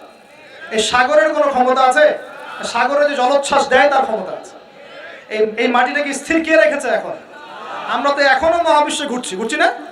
এই যে ওয়াজ করছি যখন আমরা, এখনো পৃথিবীতে ঘুরছে। আমরা কি বুঝতে পারছি কে পৃথিবীকে স্থির রাখলো? কেউ বলবে না যে আল্লাহর আযাবের সামনে মানুষ কত অসহায়। হ্যাঁ, বলবে প্রকৃতির সামনে মানুষ কত অসহায়, ভূমিকম্পের সামনে মানুষ কত অসহায়। মানে এমন এমন চটকদার কিছু শব্দ দিবে, এই শব্দগুলো আপনাকে চিনিয়ে দিবে যে কারা আল্লাহর বাহিনী, কারা আল্লাহর দুশমনের বাহিনীর মধ্যে আছে। তো এখানে যুবকদেরকে উৎসাহিত করা হয়েছে না জেনার জন্য। আর নবী সাল্লাল্লাহু আলাইহি ওয়াসাল্লামকে কেন দেখানো হলো? কারণ তার উম্মতের মধ্যে জেনার পাপ ছড়িয়ে পড়বে বেশি। কিসের মধ্যে? চুলার মধ্যে শাস্তি দেওয়া হচ্ছে, চুলায় শাস্তি দেওয়া হচ্ছে। নবীজি বলছেন তাদের ভিতর থেকে এত দুর্গন্ধ বের হচ্ছিল যেন মনে হচ্ছিল যে কোনো পাবলিক টয়লেটের পাশ দিয়ে আমরা যাচ্ছিলাম। প্রিয় ভাই, আল্লাহর ওয়াস্তে জিনার ধার কাছেও যায় না। আল্লাহ পাক বলেছেন ওয়ালা তাকরাবু জিনা, জিনার কাছেও যেও না। তো এক নাম্বার শাস্তি কি রেখেছেন নবী সাল্লাল্লাহু আলাইহি ওয়াসাল্লাম? কিসের শাস্তি? তন্দুর চুলার মধ্যে আগুনের শাস্তি। কিসের পাপের কারণে? বলেন, জিনা। এই উম্মতে মুহাম্মাদের মধ্যে জিনা ছড়িয়ে পড়েছে কিনা? এখন আমরা কি এই স্রোতে গা ভাসাবো না দূরে থাকবো? আমরা হালাল উপার্জনের সোর্স তৈরি করব করে হালাল বিয়ে করবেন ইনশাআল্লাহ। হালাল উপার্জনের মাধ্যম তৈরি করবেন, করে বিয়ে করবেন ইনশাআল্লাহ। বিয়ের আগে কোনো পীড়িত নাই, সব পীড়িত বিয়ের পর ইনশাআল্লাহ। পারা যাবে ইনশাআল্লাহ। আচ্ছা, এবার সামনে যাই। নবী সাল্লাল্লাহু আলাইহি ওয়াসাল্লাম সামনে গেলেন, গিয়ে দেখলেন, এবার দেখলেন কিছু মানুষ বসে আছে, সামনে আছে টাটকা তরতাজা গোশত, একদম ধোঁয়া উঠতেছে, একদম মনে করেন ওই কালা ভুনার মতো। আর পাশে রাখা আছে পচা নোংরা আবর্জনাময় গোশত। এই মানুষগুলো ভালো গোশত খাচ্ছে না, এই মানুষগুলো পচা গোশতগুলোই খাচ্ছে, দুর্গন্ধযুক্ত। নবীজি বললেন, এরা কারা? নবী সাল্লাল্লাহু আলাইহি ওয়াসাল্লামকে বলা হচ্ছে, এরা আপনার উম্মতের সেই সব ব্যক্তি যারা বিবাহিত, ভালো করে শোনেন, এরা আপনার উম্মতের সেই সব ব্যক্তি যারা বিবাহ বহির্ভূত সম্পর্ক করেছে, মানে বিয়ে করার পরেও, বাসায় স্ত্রী থাকার পরেও বাইরে জেনা করেছে, বাসায় স্বামী থাকার পরেও বাইরে জেনা করেছে। এখন আমাকে বলেন তো, উম্মতে মুহাম্মাদির মধ্যে সমকালীন সময় এই ফিতনাটা ছড়িয়ে পড়ে নাই? পরকীয়া ছড়িয়ে পড়ে নাই? এটা হলো পরকীয়ার স্পেশাল শাস্তি। কারণ পবিত্র হালাল ফ্রেশ জিনিস ওদের ঘরে ছিল, খাইতে ভালো লাগে না, ওদের নোংরা পচা জিনিস খেতে ভালো লেগেছে। আল্লাহ পাক কিয়ামতের মাঠেও ওই এবং বারজাখের জীবনেও ওই একই শাস্তি দিবেন ইনশাআল্লাহ। আর এখন তো মিডিয়ার মধ্য দিয়ে এই যে বিভিন্ন সিরিয়াস নাটক, হাবি জাবি, এগুলোর মধ্য দিয়ে এটাকে উস্কে দেওয়া হচ্ছে, এটাকে অ্যাভেলেবেল করে ফেলা হচ্ছে। আর যারা বড় বড় শহরে থাকে, এগুলো তো ফিতনা আরো বেশি। আল্লাহ পাক আমাদের মা বোনদেরকে বোঝার তৌফিক দান করুন, আর আমাদের ভাইদেরকেও বোঝার তৌফিক দান করুন। আমাদের সবাইকে আল্লাহ পাক পরকীয়ার মতো নোংরা পাপ থেকে হেফাজত করুন, বিবাহ বহির্ভূত সম্পর্ক থেকে হেফাজত করুন। আরো সামনে যান। নবীজি দেখলেন এবার একটা রক্তের নদী। কিসের নদী ভাই? প্রশ্ন করব কেন রক্তের নদী, উত্তর দিতে হবে। ওই রক্তের নদীতে আল্লাহ পাক কিছু মানুষকে রেখেছেন, ফেরেশতারা পাথর দিয়ে তাদের মাথা ফাটিয়ে দিচ্ছে, পাথর ছিটকে অন্য জায়গায় চলে যাচ্ছে, পাথর নিয়ে আসার মুহূর্তের মধ্যেই মাথা আবার জোড়া লেগে যাচ্ছে, আবার পাথর দিয়ে মাথা ফাটিয়ে দেওয়া হচ্ছে, আবার পাথর ছিটকে চলে যাচ্ছে। নবীজি জিজ্ঞাসা করলেন, এরা কারা যাদেরকে শাস্তি দেওয়া হচ্ছে? নবী সাল্লাল্লাহু আলাইহি ওয়াসাল্লামকে জিবরাইল আলাইহিস সালাম বললেন, এরা আপনার উম্মতের সেই সব ব্যক্তি যারা সুদখোর ছিল। কি ছিল? এখন বলেন রক্তের নদী কেন? বলেন, উত্তর দেন দেখি, কে বলতে পারবেন? মাশাআল্লাহ, মাশাআল্লাহ, শুকরিয়া। সুদের মধ্য দিয়ে এক শ্রেণীর মানুষ ধনী হয়, আর এক শ্রেণীর মানুষ গরিব হয়। সুদের মধ্য দিয়ে গরিব মানুষের রক্তটাকে চুষে খাওয়া হয়। এই কারণেই কিয়ামতের মাঠে এবং বারজাখের জীবনে রক্তের নদীতে ফেলে মাথাটা ফাটিয়ে দেওয়া হবে। মাথা কেন ফাটানো হবে? এই মাথা দিয়ে শয়তানি বুদ্ধিটা বের করেছিল যে ইন্নামাল বাইউ মিসলুর রিবা, সুদ হচ্ছে ব্যবসার মতোই। এই শয়তানি কোত্থেকে বের হইছে? এই মাথা থেকে। এই কোন মাথা ফাটায় দেওয়া হবে। আল্লাহ পাকের শাস্তি খুব নিপুণ। আমি একটু চিন্তা করার চেষ্টা করেছিলাম আজকে, কেন এই শাস্তিগুলো এইভাবে আসবে। আল্লাহু আ'লাম বিসওয়াব, আল্লাহ ভালো জানেন, তবে আমাদের কাছে এটা মনে হয়। এরপর সামনে যান। এই পাপের কারণে আরো কিছু মানুষকে শাস্তি পেতে দেখা গেছে। নবীজি দেখেছেন আরো এক শ্রেণীর মানুষ যাদের পেটটা ফুলে আছে। প্রাসাদ দেখেছেন, অট্টালিকার মতো পেটটা ফুলে আছে, ভিতরে সাপ কিলবিল করছে। না না না না না, নবীজিকে জিজ্ঞাসা করলেন, এরা কারা? এই হাদিসেও আছে, এরা ছিল আপনার উম্মতের সুদখোর ব্যক্তিরা, পেটের ভিতর সাপ কিলবিল করছে। আর একটা জায়গায় তিনটা দেখা গেছে সুদখোরের শাস্তি। কয়টা ভাই? তিনটা। একটা দেখলাম রক্তের নদীতে মাথা ফাটানো, আরেকটা হচ্ছে পেটের মধ্যে সাপ কিলবিল করছে, আরেকটা হচ্ছে দেখলেন কিছু মানুষ পানিতে হামাগুড়ি দিচ্ছে এবং পাথর খাচ্ছে। কি খাচ্ছে ভাই? পাথর। এবং এই পাথরটা ভিতরে যাচ্ছে, গিয়ে পিছনের রাস্তা দিয়ে বের হয়ে যাচ্ছে। নবীজি বলেন, এরা কারা? একই উত্তর দিলেন জিবরাইল আলাইহিস সালাম, এরা হচ্ছে আপনার উম্মতের সুদখোর ব্যক্তিরা। সুদের এই তিনটা শাস্তি স্পেশাল দেখা গেছে। কেন আল্লাহ ভালো জানেন, আমরা সব ব্যাখ্যা করতে পারবো না। নবীজি আরো সামনে এগিয়ে গেলেন, তাকে দেখানো হলো এবার এক শ্রেণীর ব্যক্তি, হাতগুলো নখগুলো তামার মতো লম্বা, তামার নখ, লম্বা লম্বা নখ। দেখেছেন কোন মুভির মধ্যে দেখা গেছে, ছবির মধ্যে, তামার লম্বা লম্বা। হ্যাঁ, তো এই নখগুলো দিয়ে তারা চোখ এবং গাল আঁচড়াচ্ছে, কোনো ক্ষেত্রে বুক আঁচড়াচ্ছে এবং ওই গোশতগুলো খাচ্ছে। নবী জিজ্ঞাসা করলেন, এরা কারা? নবীজিকে বলা হচ্ছে, এরা আপনার উম্মতের সেই সব ব্যক্তি যারা বেশি বেশি গীবত করত এবং অন্যের নামে মিথ্যা অপবাদ ছড়াতো। আর সতর্ক করে দেই, এই পাপটা কিন্তু এখন ছেলে মেয়ে সব সমাজে বেশি হয়। কি আলেম জালেম সব সমাজে বেশি হয়। কোন ক্ষেত্রে ওয়াজ মাহফিলের প্যান্ডেলগুলোর মধ্যে বসে বসে মানুষের গীবত করা হয়েছে। এবং অনলাইনের ফেসবুক আর ইউটিউবের যে কন্টেন্টের যুগগুলো চলছে, এখানে কারণ থাক না থাক মানুষের গীবত তহমত প্রচুর হচ্ছে, কোনো কারণে হোক অকারণে হোক। সতর্ক হয়ে যাবেন, আপনার দ্বারা আমার দ্বারা যদি কারো গীবত হয়, তামার নখ দিয়ে গাল আশ্রাতে হবে কিয়ামতের মাঠে। আল্লাহ পাক বাঁচা কেন, হেফাজত করুন। এবং এই পাপের আরেকটা শাস্তি দেখা হয়েছে, ওই যে নিজের ভাইয়ের গোশত ছিঁড়ে ছিঁড়ে খাচ্ছে, এই শাস্তিও নবী সাল্লাল্লাহু আলাইহি ওয়াসাল্লাম দেখেছেন গীবতের কারণে। আরো সামনে গেলেন, দেখলেন এক শ্রেণীর মানুষকে আগুন খাওয়ানো হচ্ছে এবং আগুনগুলো পিছনের রাস্তা দিয়ে বের হয়ে যাচ্ছে। জিজ্ঞাসা করা হলো তারা কারা?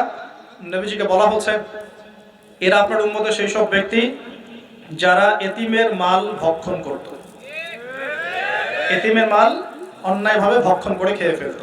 আছে কি নাই সমাজের মধ্যে? নবীজি আরো সামনে গেলেন, দেখলেন এক শ্রেণীর মানুষ কাঁধে অনেক বোঝাগুলো হালকা করার বদৌলতে উল্টা তারা বোঝা হালকা না করে আরো কিছু বোঝা ঘাড়ে নিচ্ছে, লাকড়ির বোঝা ঘাড়ে নিয়ে পথ চলার চেষ্টা করছে, কিন্তু পথ চলতে পারছে না। নবীজি বলেন এরা তো অদ্ভুত, এরা তো চাইলে বোঝা হালকা করে চলতে পারত, বোঝা আরো নিয়ে চলছে কেন? নবীজিকে বলা হচ্ছে এরা আপনার মধ্যে সেই সব ব্যক্তি যারা দায়িত্ব যতটুকু নিয়েছিল অতটুকু তো পালন করতে পারতই না, আরো দায়িত্ব চেয়ে নিত মানুষের কাছে। দায়িত্ব চেয়ে নেওয়ার সংস্কৃতি চলছে না এখন? যোগ্যতা থাক আর না থাক, মানুষ দায়িত্ব চাচ্ছে না। দায়িত্ব না দিলে লাভ করে, যোগ্যতা থাক না থাক মানুষকে দায়িত্ব চেয়ে নিচ্ছে কিনা? দায়িত্ব নেওয়াটা বড় কথা নয়, পালন করাটা বড় কথা। না করতে পারলে এই শাস্তি ভোগ করতে হবে। আল্লাহ পাক আমাদের সবাইকে হেফাজত করুন, আমিন। এবার সামনে গেলেন, দেখলেন এবার তো মুশকিল। সামনে গিয়ে দেখলেন এক শ্রেণীর মানুষ, কয়েকটা মানুষ না, এক শ্রেণীর মানুষ যাদের জিহ্বাগুলোকে, ঠোঁট আর জিহ্বাগুলোকে আগুনের কেচি দিয়ে কেটে ফেলা হচ্ছে। নবীজি বললেন এরা কারা? রাসূল সাল্লাল্লাহু আলাইহি ওয়াসাল্লামকে বলা হচ্ছে এরা আপনার উম্মতের সেই সব ব্যক্তি যারা ছিল ওয়াইজ বক্তা, আলেম ওয়াইজ বক্তা, যারা মানুষের সামনে দ্বীনের কথা বলতো কিন্তু নিজেরাই সেই দ্বীনের প্রতি আমল করত। আল্লাহ রাব্বুল আলামিন আমাকে এবং আপনাদের সবাইকে এই মর্মান্তিক শাস্তি থেকে বাঁচান। যা বলবো তার উপর আমল করার তৌফিক দান করুন, যা জানবো তার উপর আমল করার তৌফিক দান করুন। যা বলি আমল করি না সেটা প্রয়োজনে বলার দরকার নাই, সেটা আমল করি না সেটা প্রয়োজনে বলার দরকার নাই। আল্লাহ পাক আমাদেরকে রাসূলের সুন্নাহ মাফিক দাওয়াতি কাজ করার তৌফিক দান করুন এবং এই শ্রেণীর বক্তার অন্তর্ভুক্ত হওয়া থেকে আল্লাহ পাক আমাদেরকে বাঁচান। এইভাবে তিনি আরো বেশ কিছু শাস্তি দেখলেন, তারপর তাকে ফিরিয়ে আনা হলো। এই মেরাজের ঘটনা এভাবে শেষ হলো। এখন এই পুরো মেরাজের ঘটনা আমরা শিখলাম রাসূলুল্লাহ সাল্লাল্লাহু আলাইহি ওয়াসাল্লামের এই মেরাজ উম্মতে মুহাম্মাদির জন্য খাস কিনা, আমাদের জন্য খাস কিনা? এরকম ঘটনা কি বিশ্বে আর কোথাও ঘটেছে? এই পুরো হিস্ট্রির মধ্যে কি এরকম ঘটনা কখনো ঘটেছে? অন্য কোন নবীর সাথে ঘটেছে? অন্য কোন উম্মতের সাক্ষী আছে? আমরা সাক্ষী আছি, আমাদের নবীর সাথে ঘটেছে। আমাদের নবীর ক্ষেত্রে জীবনে এই বিস্ময়কর ঘটনা একবার ঘটেছে। আল্লাহ পাক কি কোনো নবীকে তার কাছে নিয়ে ওহী করেছেন? আসুন এই মেরাজে যে বিষয়গুলো আমরা শিখলাম, আমরা সবাই এর উপর আমল করার চেষ্টা করি। আল্লাহ পাক তৌফিক দান করুন। প্রথম কথা, 5 ওয়াক্ত নামাজ হাদিয়া এসেছে, ছাড়বো কি ইনশাআল্লাহ? আল্লাহ পাক সবাইকে 5 ওয়াক্ত নামাজ পড়ার তৌফিক এনায়েত করুন, বলি আমিন। 2 নাম্বার, সূরা বাকারার যে শেষের আয়াতগুলো সেগুলো আমল করবো তো ইনশাআল্লাহ? আল্লাহ তৌফিক এনায়েত করুন, বলি আমিন। তৃতীয়ত হচ্ছে শিরকের পাপে লিপ্ত না হলেই জান্নাতে যাবো ইনশাআল্লাহ। শিরকের পাপে লিপ্ত হবেন কখনো? আল্লাহ পাক শিরক কি কেন বোঝার তৌফিক দান করুন, শিরক মুক্ত আমল করার তৌফিক দান করুন। যে শাস্তিগুলো দেখে এসেছেন নবী সাল্লাল্লাহু আলাইহি ওয়াসাল্লাম, আমাদের মা বোনদেরকে কি বেপরদায় রাখবো? ফ্যামিনিস্ট রেভলিউশনে ধোকায় পড়বো? আমরা কি জান্নাতে যাওয়ার জন্য একটু কষ্ট করতে পারবো না? ইনশাআল্লাহ। আর জাহান্নাম ঘেরা আছে প্রবৃত্তি দিয়ে, প্রবৃত্তির দাসত্ব করব? সুদ কি খাবো? আমরা কি এতিমের মাল ভক্ষণ করব? জেনার পাপে লিপ্ত হব? আমরা কি সুদের পাপে লিপ্ত হব? আমরা কি মৃত ভাইয়ের গোশত খাওয়ার পাপ করব? আমরা কি এমন বক্তা হব যে কথা বলে কিন্তু আমল করে না? আমরা কি দায়িত্ব পালন করতে পারি না, এমন দায়িত্ব ঘাড়ে নিব? আল্লাহ পাক আমাদেরকে সবাইকে মেরাজের রাতে নবী সাল্লাল্লাহু আলাইহি ওয়াসাল্লাম যে মর্মান্তিক আযাব গজবগুলো দেখে এসেছেন, এগুলো চেনার, বোঝার এবং এগুলো থেকে দূরে থাকার তৌফিক দান করুন, বলি আমিন।